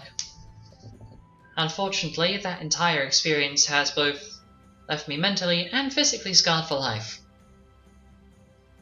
There were a few bits and pieces that got quite literally annihilated during the whole process of, piecing me back together. So, scar tissue will have to make do.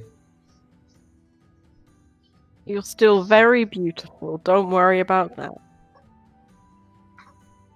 Thank you. I'm just so happy that you're back. I thought you were gone. Please, give me some credit. Yeah, we've been stuck in this room for days, just sitting here. What And then happened? Joe came back, and then... Yeah, how's the other side? Well, conveniently enough, upon being killed, and Kay shoots a very spiteful glance towards Alice's general direction, but does not directly acknowledge her presence.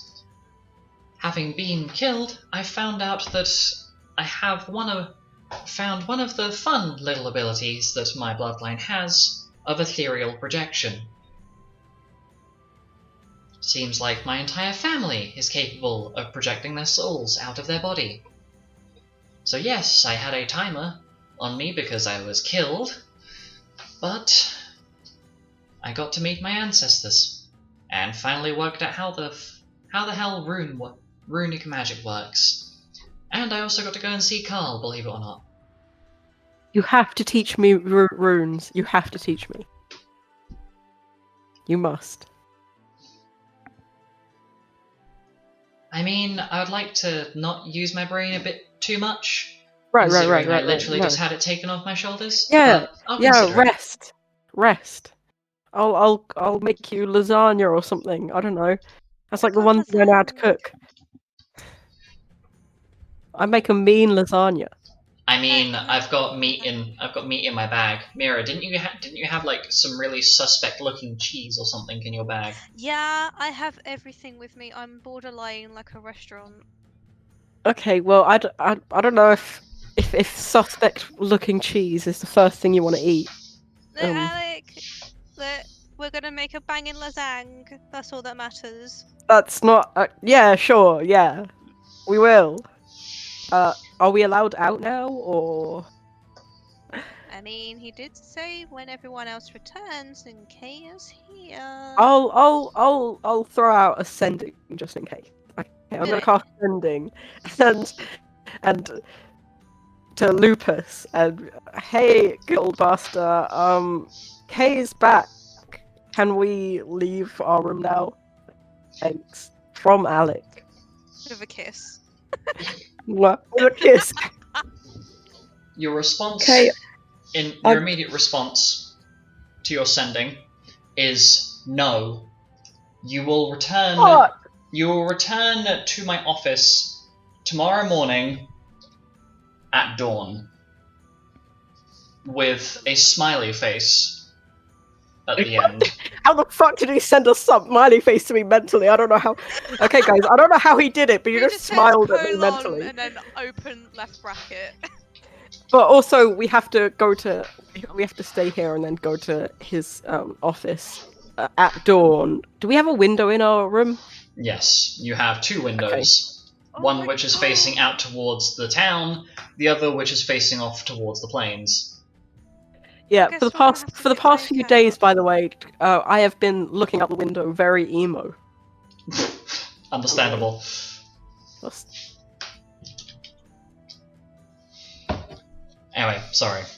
Carry on, Alice. I interrupted you mid-talking. yeah, no, it's okay. Okay, I'm just so sorry. I lied to you, and Shut your mouth. And Kay scowls at you. You do not get to apologize to me. I thought that maybe, just maybe, you were finally starting to come around. Everybody else had kind of lost faith in your ability to change. That you're always going to be like this. And I carried on trying to have faith in you. And then you took the heirloom from me, which I gave you the binder for it, so you could understand it. I gave you that cipher so you could try and learn it, and you gave it away to a cult member. You don't get to tell me sorry. You don't get to say, "Oh, I'm so sorry, Kay. I got your head blown off your shoulders, but we're all good, KK." No. No.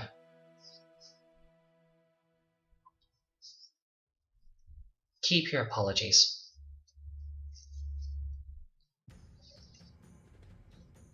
And she very quietly goes back to her corner of the room, sits down, and starts reading a book. You take a moment, Alice, to realise that not only is the book that you handed over gone, but from your possessions, the cipher is also gone. The 2 books that Kay handed to you are both gone. And it seems as though that one betrayal of trust has done potentially irreparable damage to your relationship between yourself and Kay.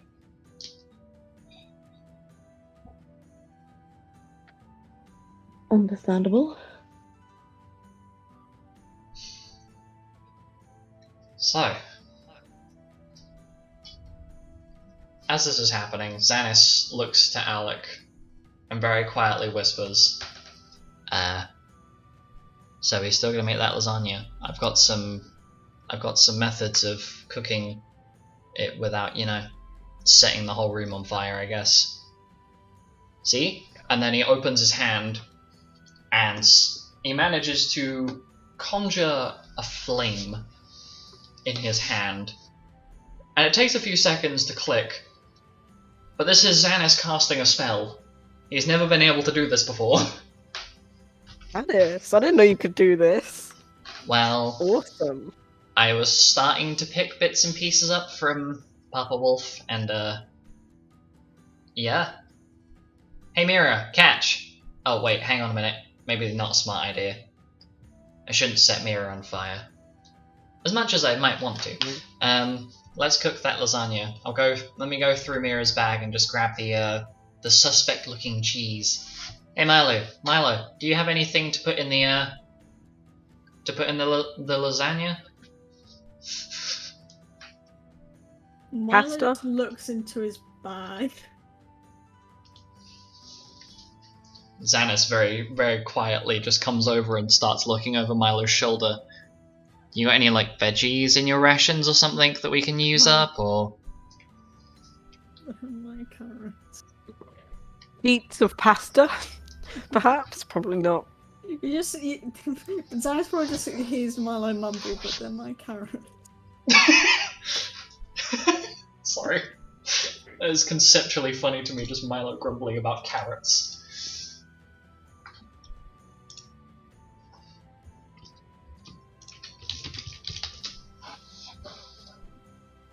Well, I guess we could leave them there. But it's gonna be really cheeky, but hang on. Let me do something. And Xanis very quietly gets up and slowly sneaks out of the room. Godspeed, friend. 07. Rolling a 36. That's a 19 on the dice. Fucking hell. And sneaks off. And it takes a little while, but you hear a very quiet "No! No! Uh-oh. There's a tiny boy in my room. What is he doing here? No! No. Oh, no! Get this boy some carrots and pasta! No! And you hear some very quiet and mildly frustrated talking, and Xanis returns with a whole satchel of ingredients and places it on the floor with a metal cooking pot. The fuck? Well, I went to go see the one person in this entire location that's an amazing chef, despite the fact that Shalnar is a bit of an ass to some people. A bit. He's an expert chef.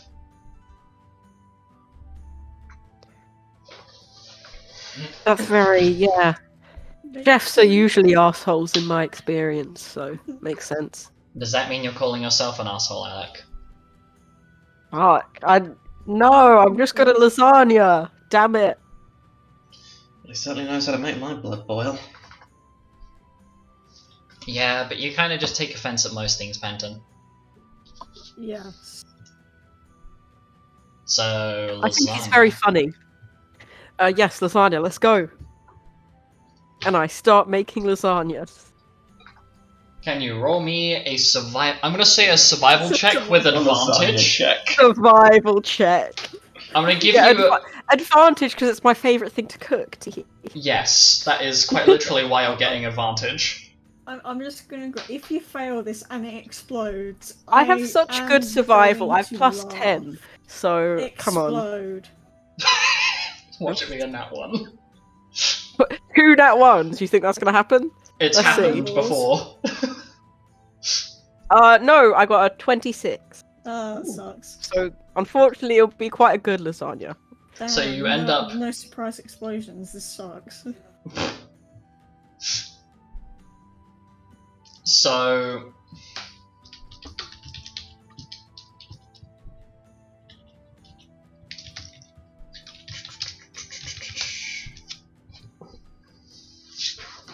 So it's quite a long period of time as you're making it, but you eventually end up making a pretty damn good lasagna. And the suspect looking cheese that Mira has in her bag just so happens to be blue cheese. Oh. Ugh. Disgusting. Okay, fine. Blue cheese. Wow. So you can cast spells now. Huh? That's new. Oh, yeah. I guess. I mean, I can show you a couple of spells if you want. Like, I can do this, and Xanis opens his hand and this little ball of wind appears. Ooh. And then That's this, and Xanis closes his hand and the spell disappears, and then reopens it, and there's a small little like lightning bolt dancing in his palm. This, I guess. And then this. And he closes his hand and reopens it, and this small ball of white positive energy that's kind of glowing. And then I've got a couple of things that are more protective, but they're kind of more for me, I guess, because I'm a bit, well, not calling myself stupid, but if I'm going to be at the front and Kay's busy trying to keep everybody else alive, then, you know, I've got a little something to keep me tided over? Is that how you say it? I've got something that's gonna keep me off the floor, I guess.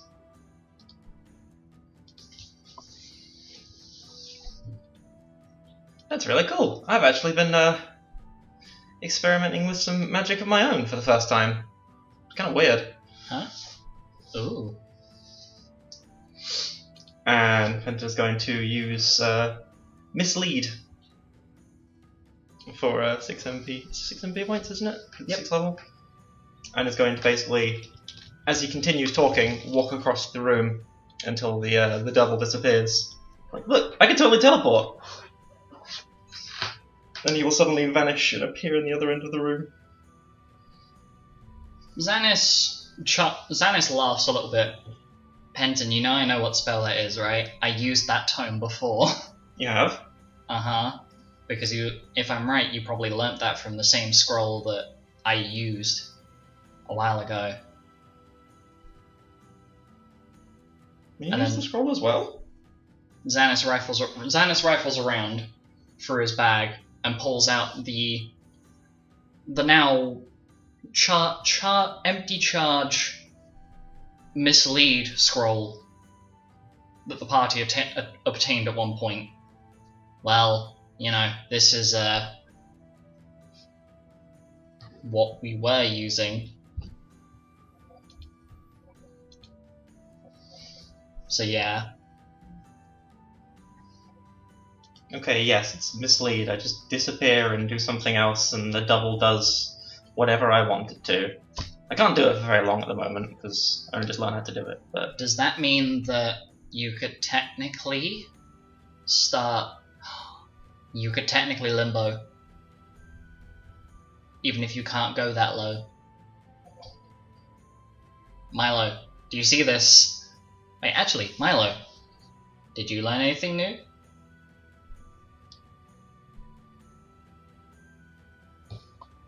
Yes. What? What'd you learn?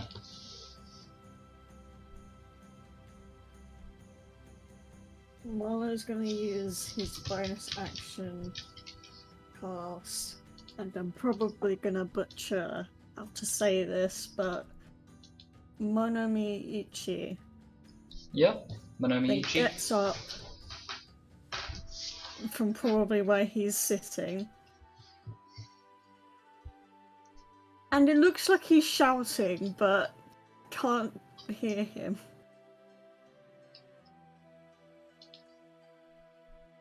And that happens for 6 seconds. Interesting. Now I can swear behind everyone's back. I'm joking. Of course. Definitely. Xanis giggles a bit. Well, I mean, at the very least, it'll come in handy.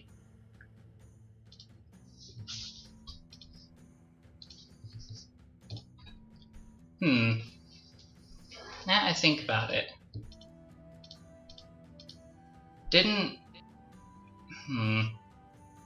Okay, so we've had food, but what are we gonna do about,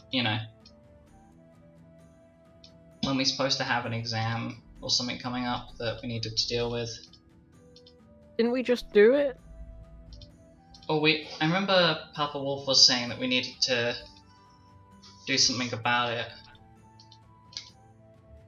Do you think that because of what's happened, we're not gonna, well, I guess not gonna get the same level of approval? You mean when he went choose between fighting Behemoth Seath and something else? We might not get that option. You mean all three? He's chosen for us, and he's chosen to kick our ass, personally. Somehow that wouldn't that's surprise right. me. Yeah. So, what do we do?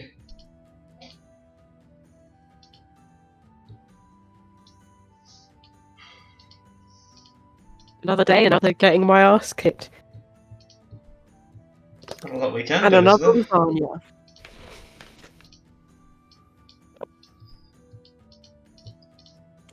Just wait and take whatever comes as it comes. Well, I could bend space and time us all out of here, and we can start our own guild. And no, I'm joking. Unfortunately, as good of an idea as that could be, if we were in a different guild, unfortunately Nova would fight Nova, Delta, and most of the other guild members will probably be sent to search for us. And, well, you know, things would not end well. Oh dear. Well, I'm sure they wouldn't hurt you. Come on.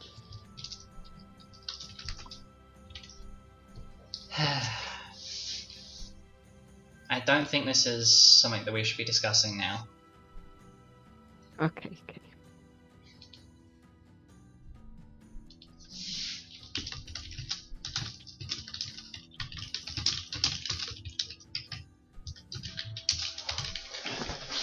Okay. Bag in lasagna though.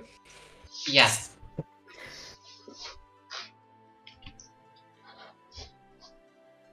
Okay.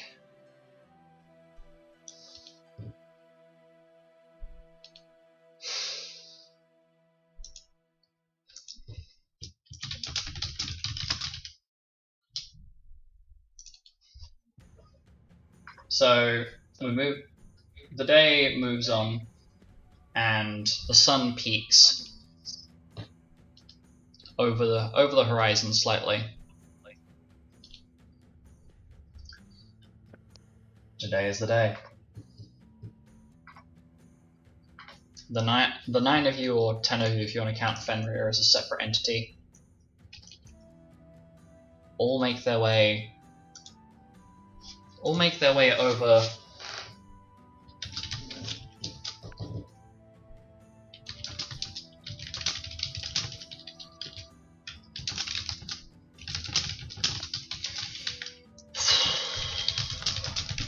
I need to grab my notes. Okay.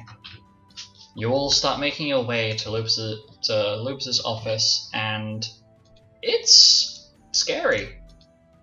You have no idea what's about to come at you, considering that you've seen Lupus's rage before. The last time, things went a bit pear-shaped. Ooh.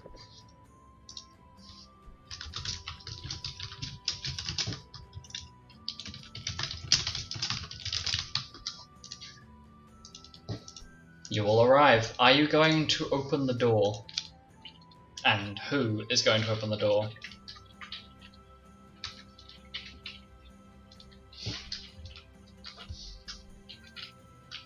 Alice, you open the door. Alice should do it. Okay, I gotta open the door. Okay. So Alice opens the door, and you all filter in. Lupus does not look happy. He is still... The wound from the bullet from the gunshot yesterday is still there. Lupus looks very tired. Very drained, one might say.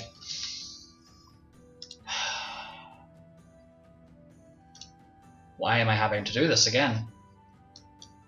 Lupus looks at the party with a look of sheer irritation and anger on his face.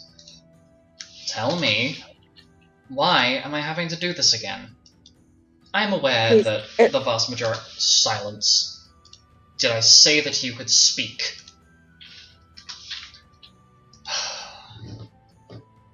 And as he says that, his eyes change from their usual soft yellowish color to a harsh, bright teal color.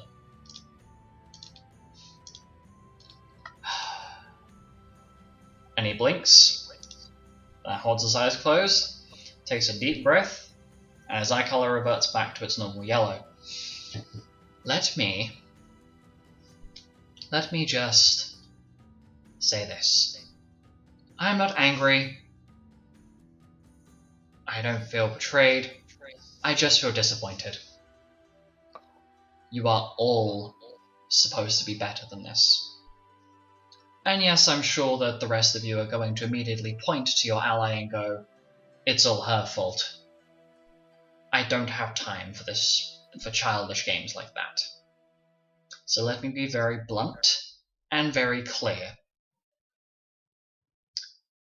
Regardless of whether or not it's a collective fault or a singular fault in your group, you are all responsible for keeping an eye on each other and looking after each other. Even if it means that you have to leave this guild in pairs, or if you have emotions that you need to vent, taking the time to vent them in more appropriate measures. And Lupus looks at Alice with a harsh gaze. Venting your emotions in an appropriate manner and keeping your wits about you is very important. So, I have decided that as this is the second, third time I've had to do this now, you will be punished as a group. You will all be as strong as the weakest link in your group. Nobody gets left behind, nobody gets left out. Because unfortunately, if you all want to learn to function as a group, I'm going to put you through the same things that the other groups here have had to deal with. Where if one of you is a weak link, all of you are weak links. Because all it takes is one person to fuck up during a battle, or during a diplomacy mission, for everything to go wrong. The amount of times where we have had members of more recent groups be a problem to their own group, like, I don't know, looking at, let's see, having a look at people like Osriel, people like Chirok, people like Agnar. At the very least, they fixed the problem. They acknowledged their error and moved on, and their allies helped them in this endeavour. I understand that all of you need time apart from each other, but there are some things I refuse to overlook. So, I have decided that since you have fully rested up, and you should all be at your peak health, you'll be doing your test today.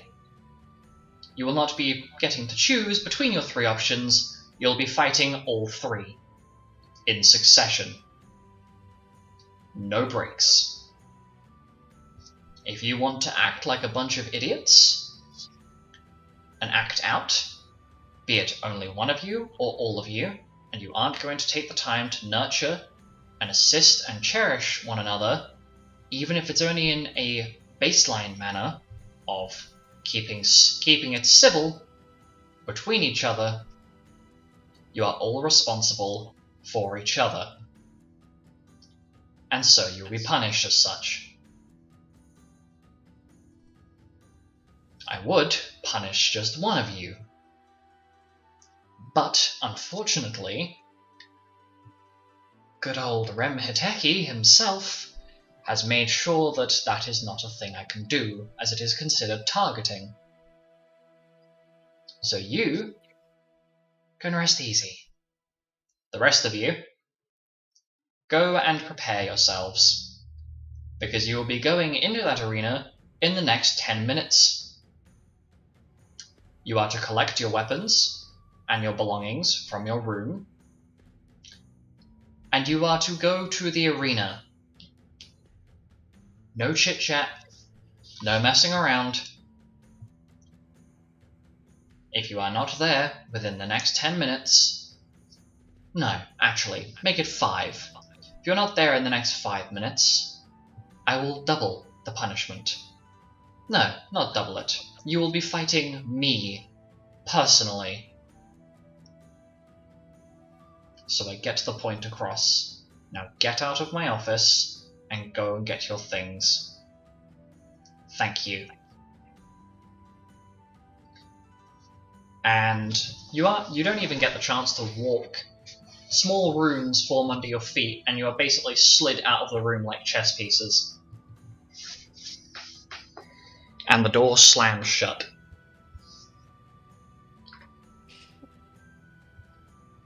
Time to go get the Yep, Milo let's go, starts walking quickly. easily.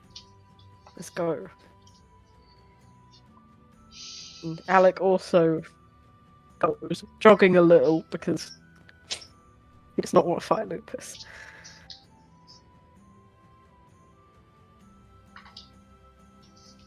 double check.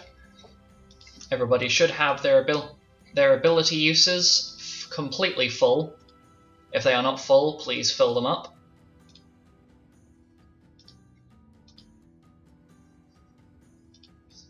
This is your one time to check. If you have not checked already, then that sucks to be you, I guess. Wait, we're filling them all up?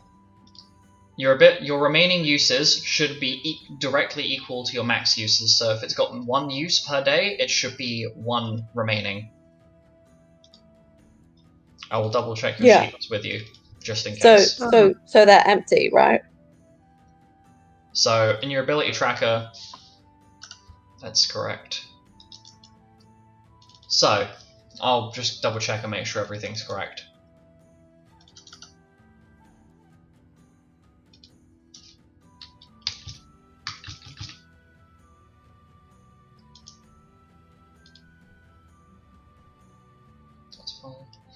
So you're all gathered together.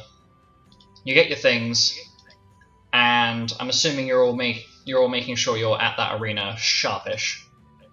Yeah. Yeah. Yup. Yes.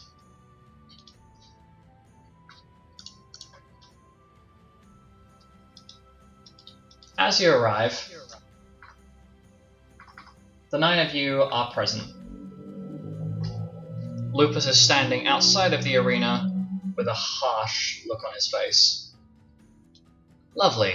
You are here. I don't have to go and personally hunt each and every single one of you down. Brilliant.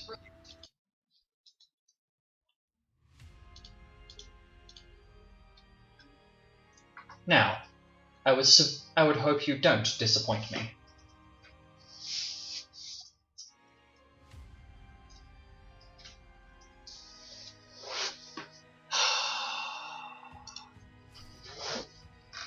Unleash the behemoth. The sound echoes through the arena, and a simulation of a behemoth forms on the battlefield. Everybody roll initiative, please. Oh, it's right next to us. No, wait, that's Fenrir. Never mind. Where is it? Oh, it's good. It's over there. Very nice. Initiative.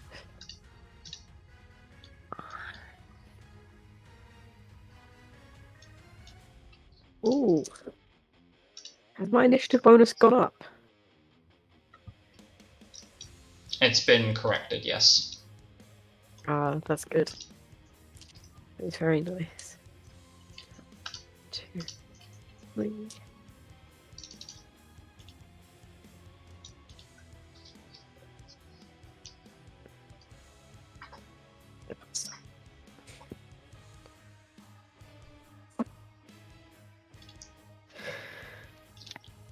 Going from top to bottom, Alec, what's your initiative score? 27. Rolled a 1, a 6, and an 8. Alice, what's your initiative, please? 23. Mira, what's your initiative, please?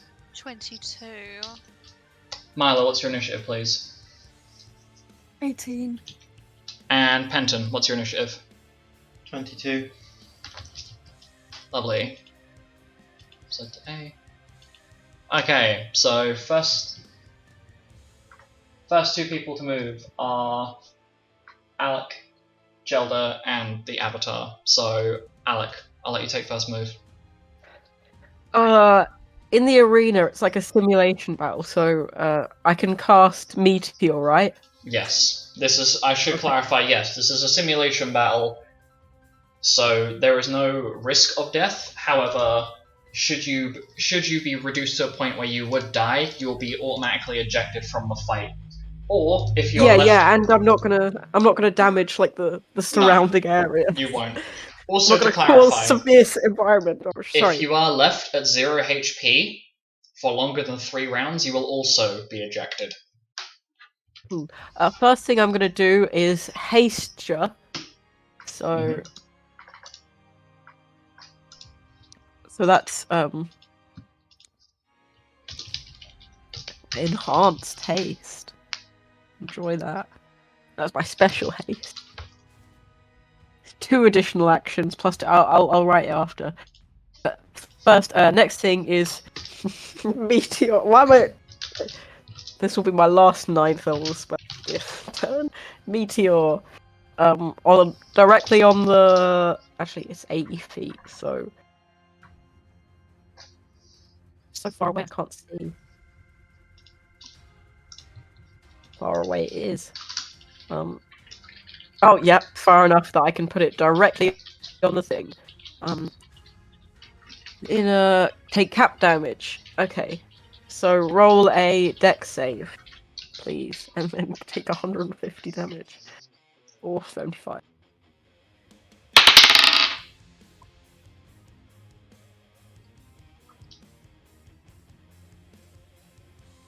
Oh god, I gotta do maths. The DC is 33. 48. Okay, so you take a half, so like 75, which is combined fire and earth, so like 37 fire, 38 earth. Sure.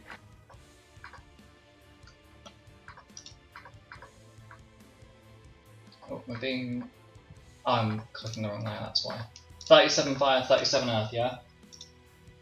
Was Yep. it 37 one, 38 the other, sorry.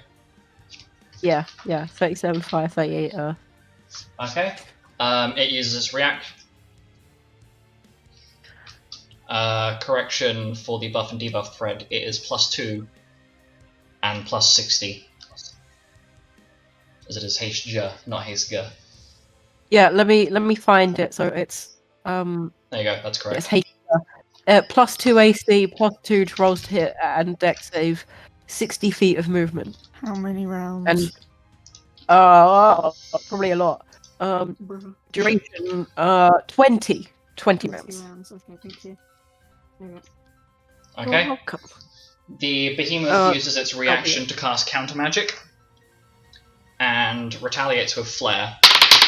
Does a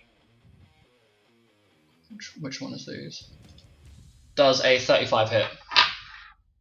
Almost certainly. Let me check. Yeah, it does. 35 hits. You take you halve fire damage, don't you? Should do, yeah. Yeah, I do. Okay, so you take 23 points of fire damage, and I need you to make me a dexterity saving throw, please. 20. No, dexterity. I think I have really good dex saving throw.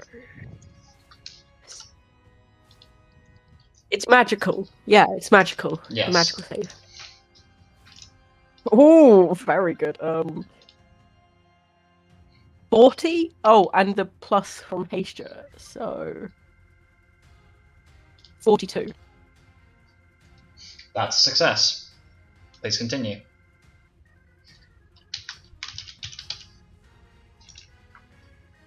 How much damage did I take again? Sorry. 20 something? It's 23, and that's already been halved for you. Okay, thank you. That's my turn. So. Okay. Okay, so Gelda back next then. 2 seconds. Can you guys see that bubble? Yes, also that bubble is the wrong one.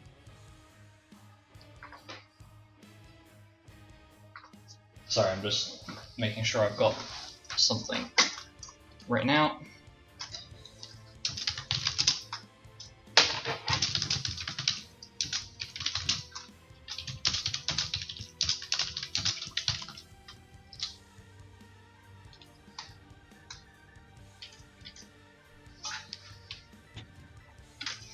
Okay, so next person to act is Gelda,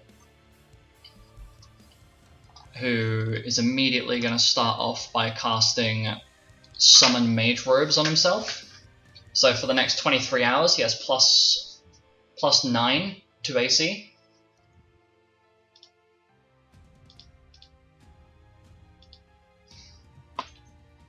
Where is he? There he is.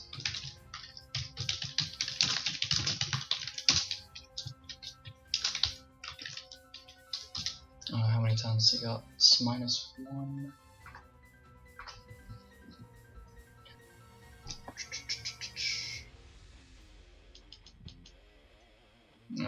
Don't mind me trying to find buffs.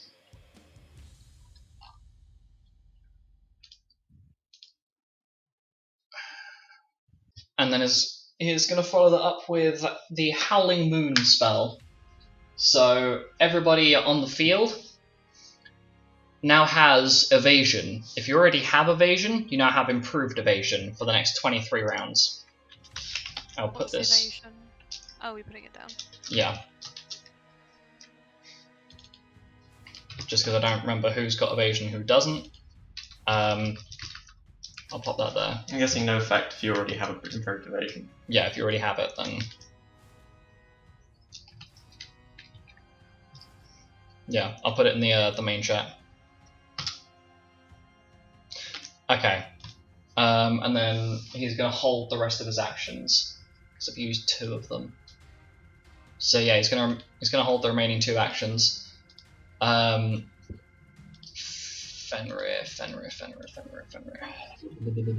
I can't brain cell. Fenrir is gonna hold off on acting as well for the time being. Meaning next person to act is it's the behemoth. Anxiety. Knowing a prime target when it sees one, the behemoth immediately rips off its first action to cast Thundara, using Xanis as a center point. Can everybody within? Wait. Yep. Is the elemental Aegis? Is that what it's called? I believe so. Yes. Is it a spell? Energy Aegis. It's a spell. Yes. Dispel. Let's throw it out. Dispel. You're Let's Okay. throw out dispel. it? Oh, No, okay, I'm okay. dispelling. You're dispelling it. Okay, I'm Alec, go dispelling. first. Yeah, Yep. I'll go first. What do I do? I haven't done this in ages. You roll a caster level check. So I add my caster level, which is 20. Yes. And anything else? That's Just 20. That's it. Okay, cool. It's a D20 plus 20. 26. That is a fail. Oof. Okay. Can I cast a spell? Yep. After Mira. Oh yeah, sure, Mira, go first. Wait, hang on, Mira. Did you elemental Aegis? I mean, I was going to, depending on what the result of Alex's roll was. So what are you doing before Alice jumps in? Because you called out second. Alice. Okay, yeah, I'll energy Aegis onto lightning, so 20 elemental resistance. Okay. Alice, roll your dispel check, please. Okay. I thought we could only do 1 dispel. Mm-hmm. Per person, yes. Oh, per person. Because it's using your You only reaction. have 1 reaction. Yeah. 1 reaction per round. So where do I see what I add to the So you'll be a max level Dark Knight, so it'll be a plus 17. then that is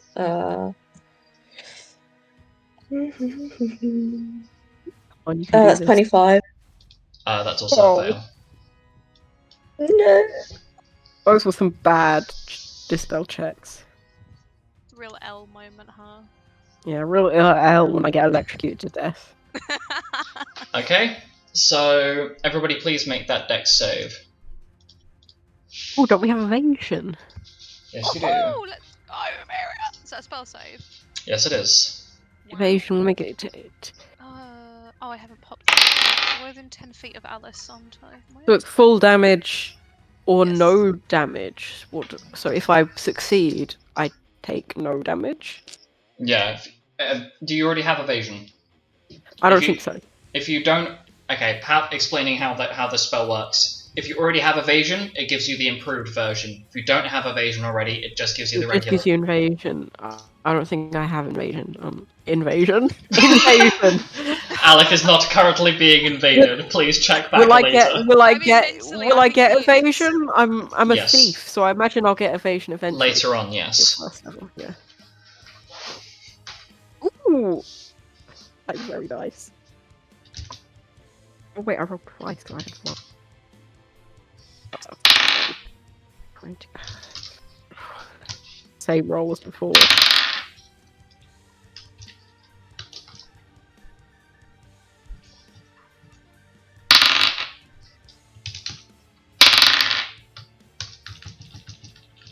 Okay. So...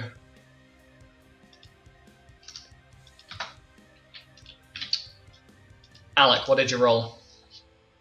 42, same as before. That's a success. Alice, 24. that's a fail. But what does the evasion thing do? Like, does that add Basically- anything? No, but when you Oh, okay, cool. when you succeed a save, you take no damage, or you take the full damage if you fail.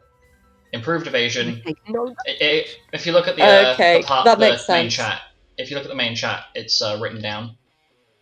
Yeah, Mira. I read it, but like it didn't make sense to me. But okay, That's yeah, that's fine. understandable. 41. Oh, that's a success. Penton. Unless I am mistaken. Oh, wait. What did I actually roll?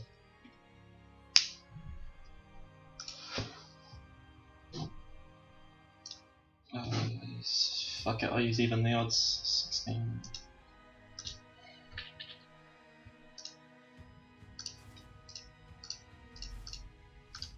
$43. That's a success. And Milo.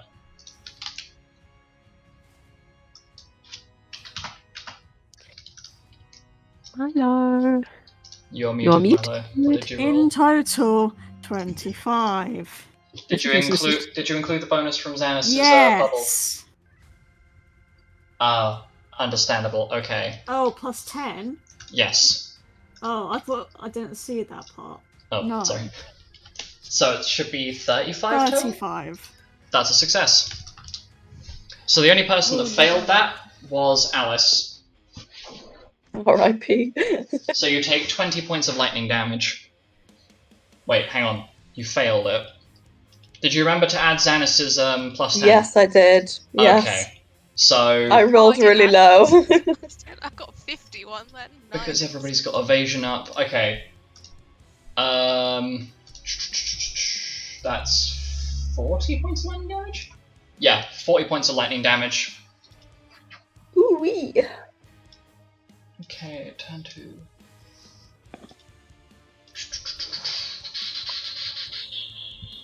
Ooh. Okay. It's gonna be a terrible idea, but screw it. Scale of 1 to 10, how do I feel about enraging humans today? Oh no. How about you?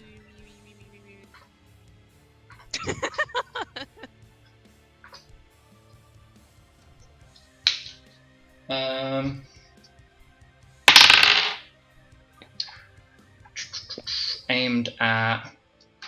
Who is that aimed at again? Brain cells, please? Hello? Sir? Are you awake? Are you woke? Oh, yeah, I'm okay. sorry, I'm using it right now. So the behemoth casts Flare at Yuzok, rolling a 30 to hit. Oh no. What use up? It's going to fucking destroy us. Hits. Is that what's going to happen? Does Splat. does 59 points of damage? Nope, does 49 points of damage because Yuzok has an innate resistance to fire. Damn, that's like half my whole health bar. No, I'm joking. The Almost. next flare is directed at Alstramira, rolling a lovely grand total of 48 to hit. Is that what element is that? That is fire, my dear. Wait, do I roll against that? Sorry, what am I rolling? Nope, that's a roll to hit. That's So- roll to hit. Yep. Bit orc that. No, that's awkward, not orc. Orc is Yuzok. Smiley face. So you Yeah, you I do naturally have- have halved fire resistance, don't you? I do. I am a goblin. So the crit is negated. So it One does good thing my father gave me. a grand total of 60 points of fire damage to you. 60. 60. Damn. And then 5, 10, 15, 20, 25, 30, 35, 40. Then you ends its turn by using its movement. Next person on the initiative order is Alice. Okay, I'm going to activate Dark Side. Mm-hmm. So what? That's -20. Yep.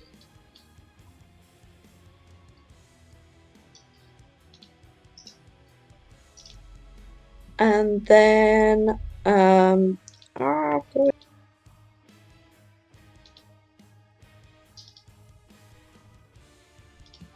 debating if I activate Soul Eater as well, but I feel like that will just destroy my HP. Just a quick note, if you have Dark Side activated, remember to click that little tick box. Oh yeah, That'll add all the bonuses for you. So you'll see it on your little thing. Just don't crap yourself when you look at your saving throws page. Okay. Okay, sure. Okay.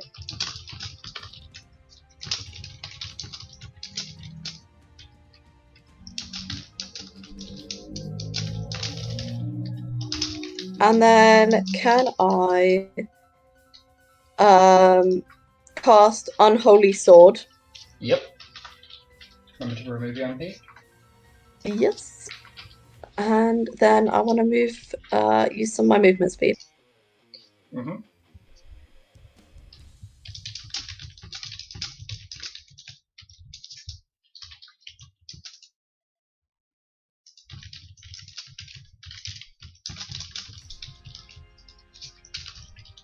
But not too far away, so I'm still in that sexy buff bubble. Understandable. Quick smart. And I am gonna hold the rest of my actions until it gets closer. Understandable. Okay, because I want to throw somebody else under the bus, so I'm not having to roll another turn. Mira, smiley face. Hi, babe. Love you. You guys ready to see my MP drop it like it's slightly lukewarm? Because I. Drop it like it's slightly Slightly lukewarm. What a line. statement. Yeah. Okay, I am dual casting 6 spells. This is gonna go down well. Clicking Oh my boy. knuckles in preparation. Remember, you have 4 actions right now. I know, I'm gonna hold the last 2 of them. Technically 5. Technically, you have 5. I have 5, yeah. Oh. I have had to increase my my like cheat sheet by 2 rows rather, because of you, Alec. Okay. Well, the more we sit here talking about it, the less time we have to actually get through it. So True. let's go. So spell 1, guard, +4 AC and saving throws. Then I'm going to use saber, +1 to hit and +2 damage with my rapier. Protect 3, +6 AC. Then shell 3. Don't worry, Marlo, I'll do this myself. +6 to saves. Then I'm going to do mass gnomes cunning. Everyone gets +6 intelligence around me. Add that to your sheets, boys. And then I was going to do elemental resistance. And then now I remember what I wanted to ask you. Mhm. Is this a traditional behemoth? In terms of... Is it just like a normal behemoth? Yes, it is a normal ass behemoth. Have you classified it as a boss encounter? Yes, this is a boss monster. Cool. Elemental resistance to... I already have fire, so electric, please. Okay. And I'm gonna hold my last 2 actions. And then watch as my MP just gets cut. Oh my god. Slice. Okay. Jesus Make sure you add Christ. your +6 intelligence, boys. Wow, Yuzok is finally at +1 intelligence.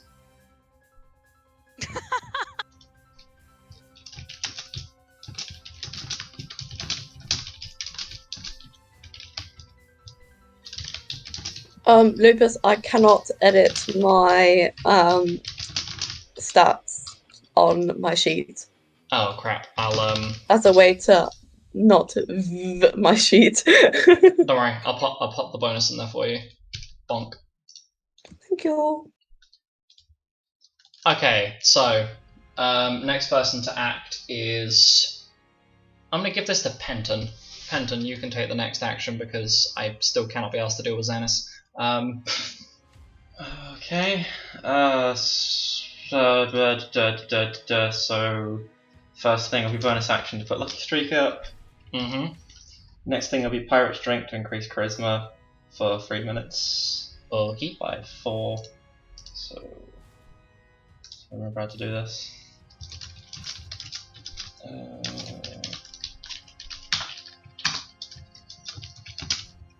Then, I've already used my bonus action.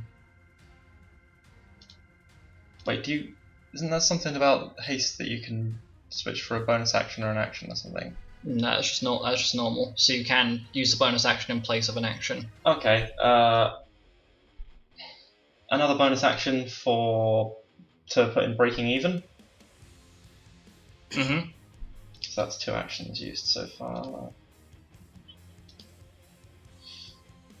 And screw it, we'll use a luck point to increase that. So for the next minute, when hitting the chosen target, the gambler recovers HP equal to the charisma modifier. But if they miss, you take damage equal to charisma modifier. And then that's doubled with the luck point. Okay. And then gonna move up and take a... No, actually no, I'm not gonna move up just yet because he's too far away. Oh. No, I can't hit him otherwise. So I'm going to... yeah, sure. Move to there, and I'm going to hold the rest of my actions until he gets closer. Actually no, because it's already moved, isn't it? Never mind. Mm-hmm. What else can I do? What else can I do? So there's not a whole lot I can do at this range, but I don't want to move all the way up because I've not got the movement speed to get back again. Okay.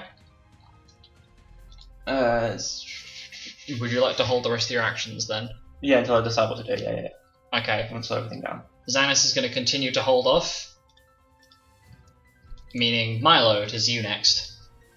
I have one question. Yes.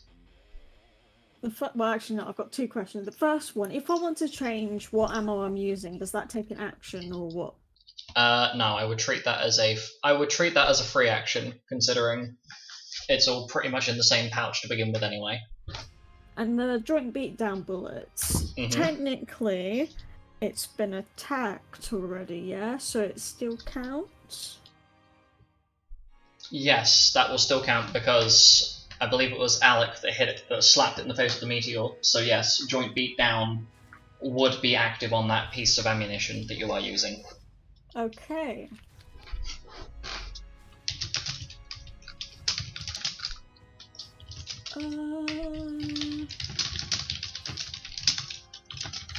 Okay. Might have to ask another question, who knows. First of all, Milo is going to move. And then, can I roll stealth to try and get sneak attack plus the precision, surgical precision? Yes. Roll stealth? Oh wait, never mind, that's a nat 1. Okay, roll. I'll roll it so we can see. What should be another nat 1? No, holy shit. 22. Yeah, that's a definite success. Watch as I do damage, and I mean damage. Hopefully, if I fucking hit. Now I have to hit. Okay. Please. By the way, I'm remember really flanking. upset. You're basic. Actually, Flanking? no, sorry, fucking stealth, because you're stealth attacking it. I'm still. Oh yeah. So. Give me one moment. I'll do this. Classic. Does a 36 hit? Fucking hell, yes it does. Hubba, look at those numbers. Boy. Okay. I'm scared of what's coming. Okay. Give me a moment. Okay, so this is the... Hold on a second. Yeah, no, that's not a crit.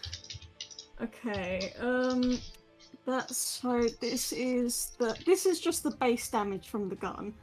Fuck me. I've still got to do the surgical precision because that actually does this now. So that's 14 plus the sneak attack. No,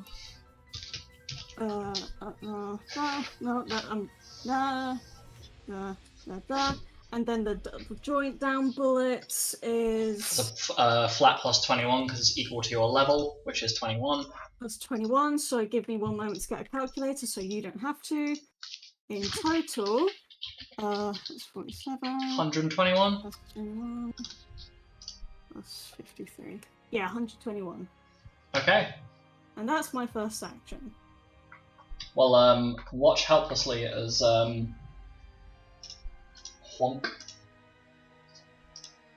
That's action 1 of what? 5? Fuck me. Yeah. It's a bonus action to reload, yeah? You're using the sniper rifle, yeah? Yeah. I believe I put the clip size on that thing, but it is. Oh, yeah. It should. Did I put it on there? I don't know. No, I did not. Give me a second. I'm being an idiot. Scrolls down. Don't worry. I assume I'll have to roll stealth again if I want to keep on. Oh Jesus! What did I just? Yes. Sorry, this might take a let's- second. I've just updated it, so Let's you can see. let's attack, and that should be stealth. By the way, just so you know, you can put you can roll all the dice together in one thing. So if Yeah, you put- I just wanted to see the numbers separately. I don't blame you. Okay. Stealth is a 29. That's a success. Okay. It's a move. That's gonna hit. Oh, fuck me, doesn't and that? it's a 15. So Oh! that's a crit. Oh. Oh no. And that's a sniper rifle. I'm gonna have to do this separately because it's a ×4. So let me just roll the dice separately so that we have a better day. Understandable. Just keep So in mind. remind. Oh, hold on 1 moment. I fear what I've helped create. Okay, that's not multiplied on a critical. Don't worry. Come on, beat me. Slap it. Okay. Don't worry. The surgical precision damage isn't multiplied. Aww. Okay. The ×4, it's just the dice roll, not the plus 19, yeah? No, that's the whole whole roll. Of it. Yeah, Okay. including the sneak attack damage if it's multiplied on a crit. If it the doesn't say not surgical multiplied on a crit, Da-da-da-da-da. I believe the sneak attack damage is multiplied on a crit, but I'll check. The surgical precision isn't multiplied on a crit. It doesn't say for sneak attack damage. So then it is. I'll roll it separately then. That's not. Hold on. Let me roll. I'm messing up already. It's okay. Ignore You are that getting used to the 30. power. I will. Okay. Give me 1 moment. I'll calculate this for you so you don't have to. That's 62. That sounds like a tagline for an advert. Honestly, this is going to be terrifying because you'll see in a minute why I made the sniper rifle so expensive. 304. Ready? 3, 2, 1, and bonk. Oh my word. Milo clapped. Oh wait, I forgot. 21 more. Sorry, my bad. So multiply the 21 by 4. That's that is 84. 84. Oh my god, I did maths before you. What the hell? What? I am tired as fuck. Bear with me. Guess what? That's my second action. Time to roll stealth. Oh. That's a 22. No, it does not. Oh. Anyway, I'm still gonna try and hit. Oh, I rolled a net one! No! That's a let me roll a percentile dice, because that's a No. that's a misfire. I Oh! shoot myself. No. Ah. My gun explodes. Milo is now dead. Goodbye. Your bullet misfires. It rebounds off the side of the arena, and I now need to roll a d8 to see who it hits. Alright, goodbye! I'm gonna say Xanis. Could be me. I'm gonna go okay. Wait, hold on, it needs to be a d10. I just realised. Because... Huh? I'm still gonna say Xanis. If it rolls a 10, it hits Lupus. I'm gonna pray it hits Alice. I mean, I rolled a 10 on the dice. Yeah! Which Come means on. that I need to roll Please, again. come on, it'd be funny. Okay, so 10 I needed to roll again, because there is a protection around it. There's a protective barrier around this arena, so it's gonna bounce back again. Aww. I rolled a So it can't 3. hit Lupus. I rolled a 3, and I'm going by who's on the initiative order, so the third person, it's Alec. I thought I was first on the initiative order. Like, how are you feeling? Initiative order is currently in this order. I may or may not have thrown you in first, Alec, because I couldn't be asked to deal with Gelda's turn immediately. So, Okay, fine, so do I I'm have getting to shot. roll to hit or just damage? It'd be a roll to hit to see if it actually Alright. hits him. That's a 37. That definitely hits. Does it hit Alec? 37? Yeah. Fuck yeah, 37 hit. Alrighty, take 69. No! I guess Milo actually is clapping. I'm sorry, that must have been really painful to hear through the microphone, but... Unfortunately, I have 5 points of resistance, so I take 64, but... Oh, that sucks. That's legendary! But my health is now 60. Actually, no. Wait, no. You don't have the extra 21 damage. I'm joking. No. Are you going? Anyway, Oh. that was action number 3. Welcome. Oh my god. Welcome to Haste, you darlings. This is why this one buff spell makes me fear, because now guess what this would be like on the other side of the field. Hey. Anyway, carry on. No. Attempt to roll stealth, because it's a fun thing when it's a free action. Oh, it's a 22. Probably not. Wait, is that the same thing that... Yeah, it's the same thing it's I a fail. rolled last time. Yeah. 39 to hit. Yep, that hits.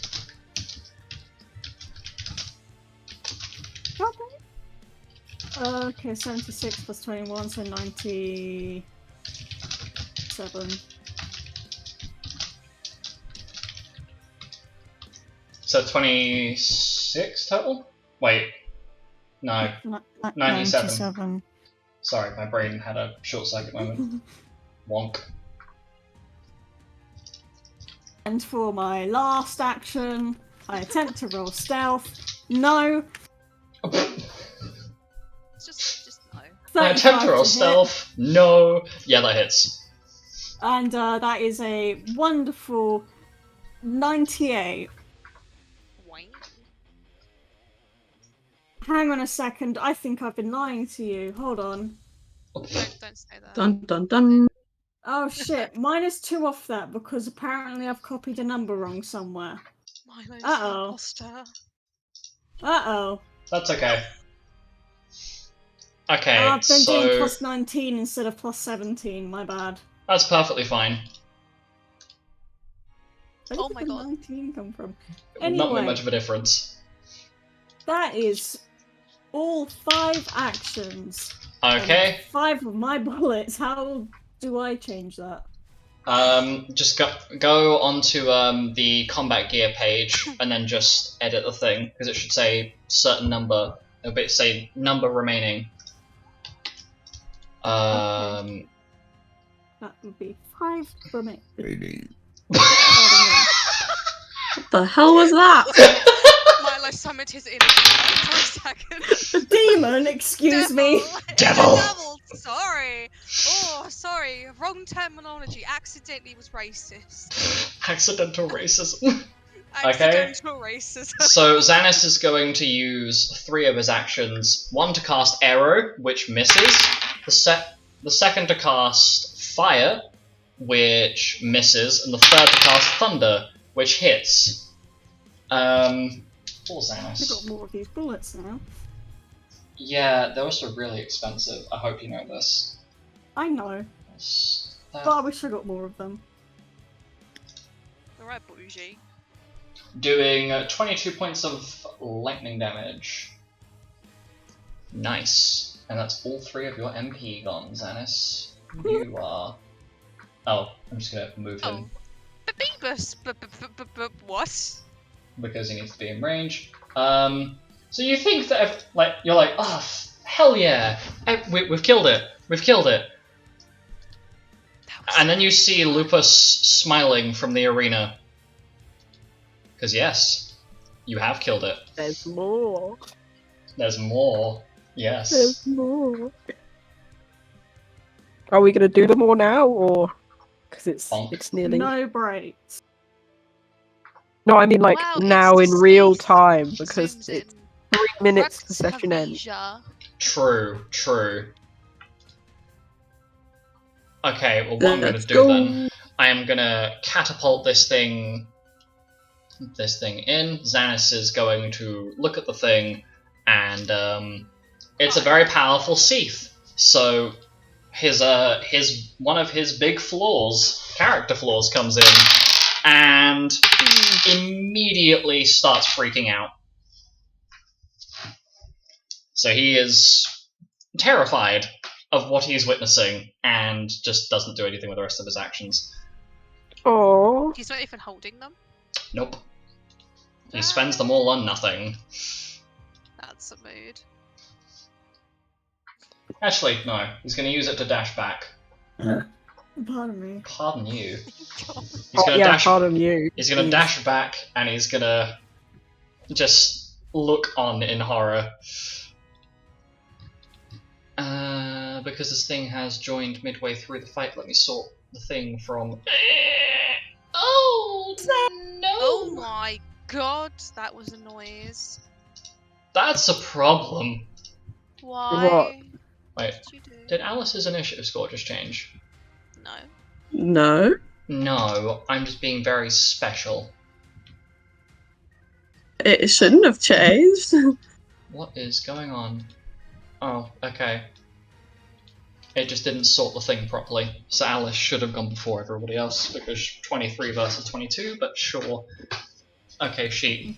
But I did. You did! I'm just being stupid! Are you okay? Do you want to I'm have to not, walk? because, you are all about to want to murder me. I mean, already that's do. on a normal basis, to be fair, babe. It's nothing new. Hold on. Yes. Huh. Okay. This is gonna be an experience, but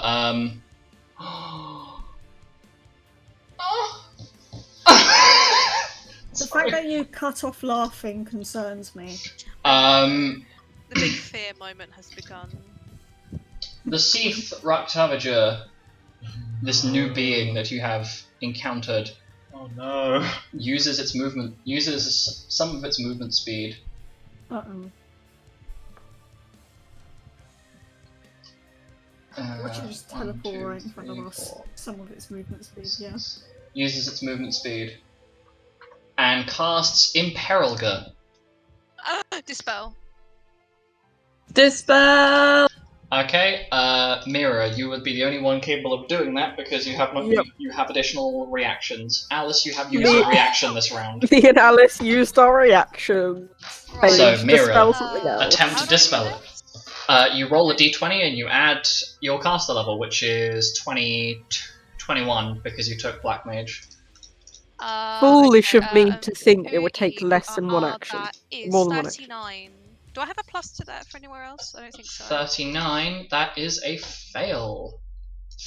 Do I not have any other buffs? Nope. Oh, what? You sure? Oh I swear boy. I had a thing that increases my caster That's level, but 6. okay. I'm gonna look into that. Okay. So this is where I'm going to end the round. I'm going to end the round after I roll this. I apologize, I'm being quite slow with it. But I need everybody to make a wisdom save, please. For in peril. Spell Mhm. save, definitely. Right, it's spells, not saves. I can't tell if that was a yes. Penton, or you a get no. +2 for yes. being next to me. Okay, then I have another question. You know how the gear gives, what part of my gear gives me +2 to spell saves? Is Mhm. that already That's applied already to- added. Yeah. Okay. The only thing that's not innately added is where it says immunity to X thing, or Okay. if it shows you a number, that's purely in the situation where later on you will get multiple bits of magic gear to flip flop. Mhm. I'll have to bring something up with you after session because I feel like I'm missing something. That's perfectly fine. Me too.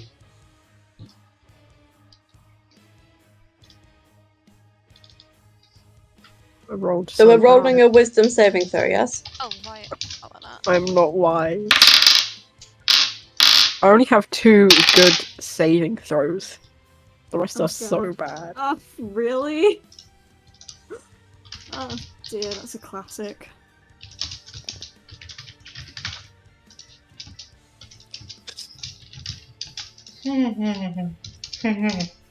That's 25 Oh my plus god. 19. No. Okay. 44. Okay. I can roll with this. 44. 44. Gotcha. Something wrong here? Nope. Seriously. Holy shit. Okay.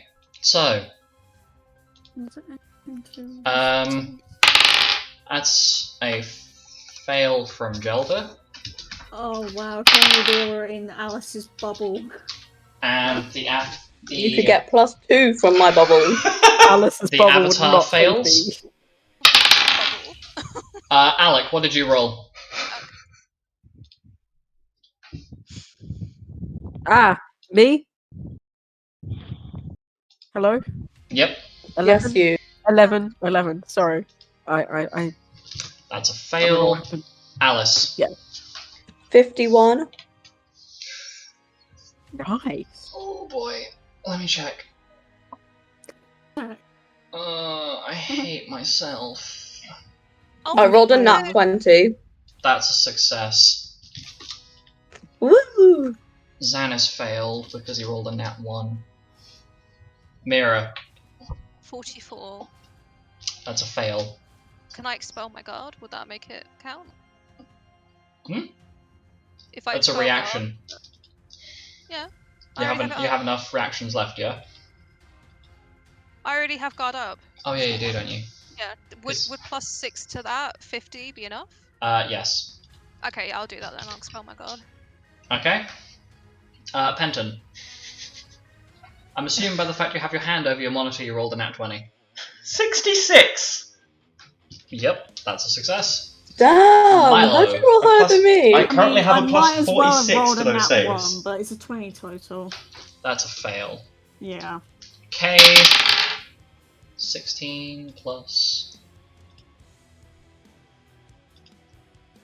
That's 45. So K succeeds.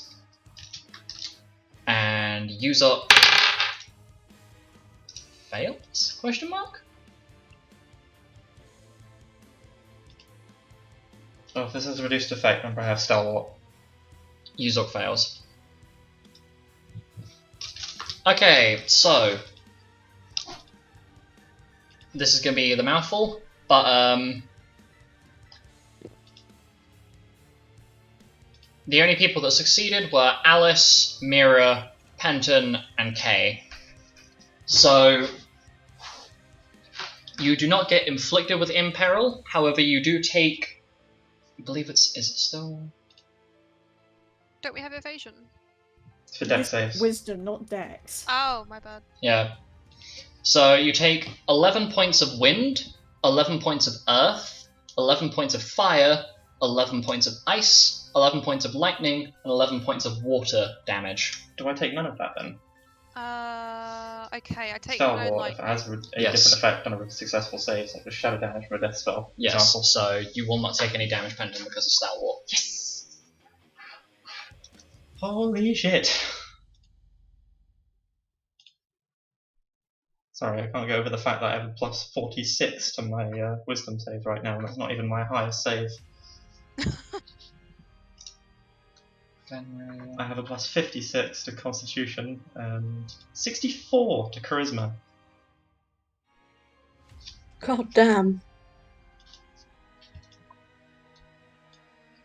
And that's not including the buffs that everyone else is giving me, so that's just my base. So, for those that fail, You are now weak to all 6 of those elements. so that was fire, ice. lightning, Basically, if it's water. not holy, shadow, or physical damage, you're weak to it. So he hit all 6 individual elements. Yep. Okay, so alright. For and the it was next 11 8 rounds. Yep. Okay, so 66 minus. Oh god, do you round up or down? I forget. It's up for HP, isn't it? Yes. So it'd be 6, okay. I have a question. 49. Mm-hmm. Do I start applying the Imperil stuff after this damage, or do I apply it now? So you wouldn't apply the weaknesses until after the damage is dealt. So you'll take the damage and then. I'd be taking half of the fire damage because of the innate tiefling, but after this, I'm gonna be Weak and halve it, so it's just gonna be neutral damage. Okay. 11. So shall I just put through 11 because I'm confused? So it'll be. You don't resist any other elements, do you? Other than shadow, no. No. Okay, so put in minus 55 for the other elements, and then minus 6 for fire.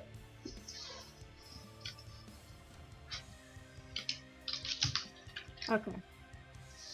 And I'm going to end the session there, but I am going to put a note in that it was Yuzok who hasn't taken a turn yet. And I've got held actions. And Penton has held actions. Right, well, we'll return next session, where we will continue this fight. See you in the next one. Wish us luck! Prize. Ah!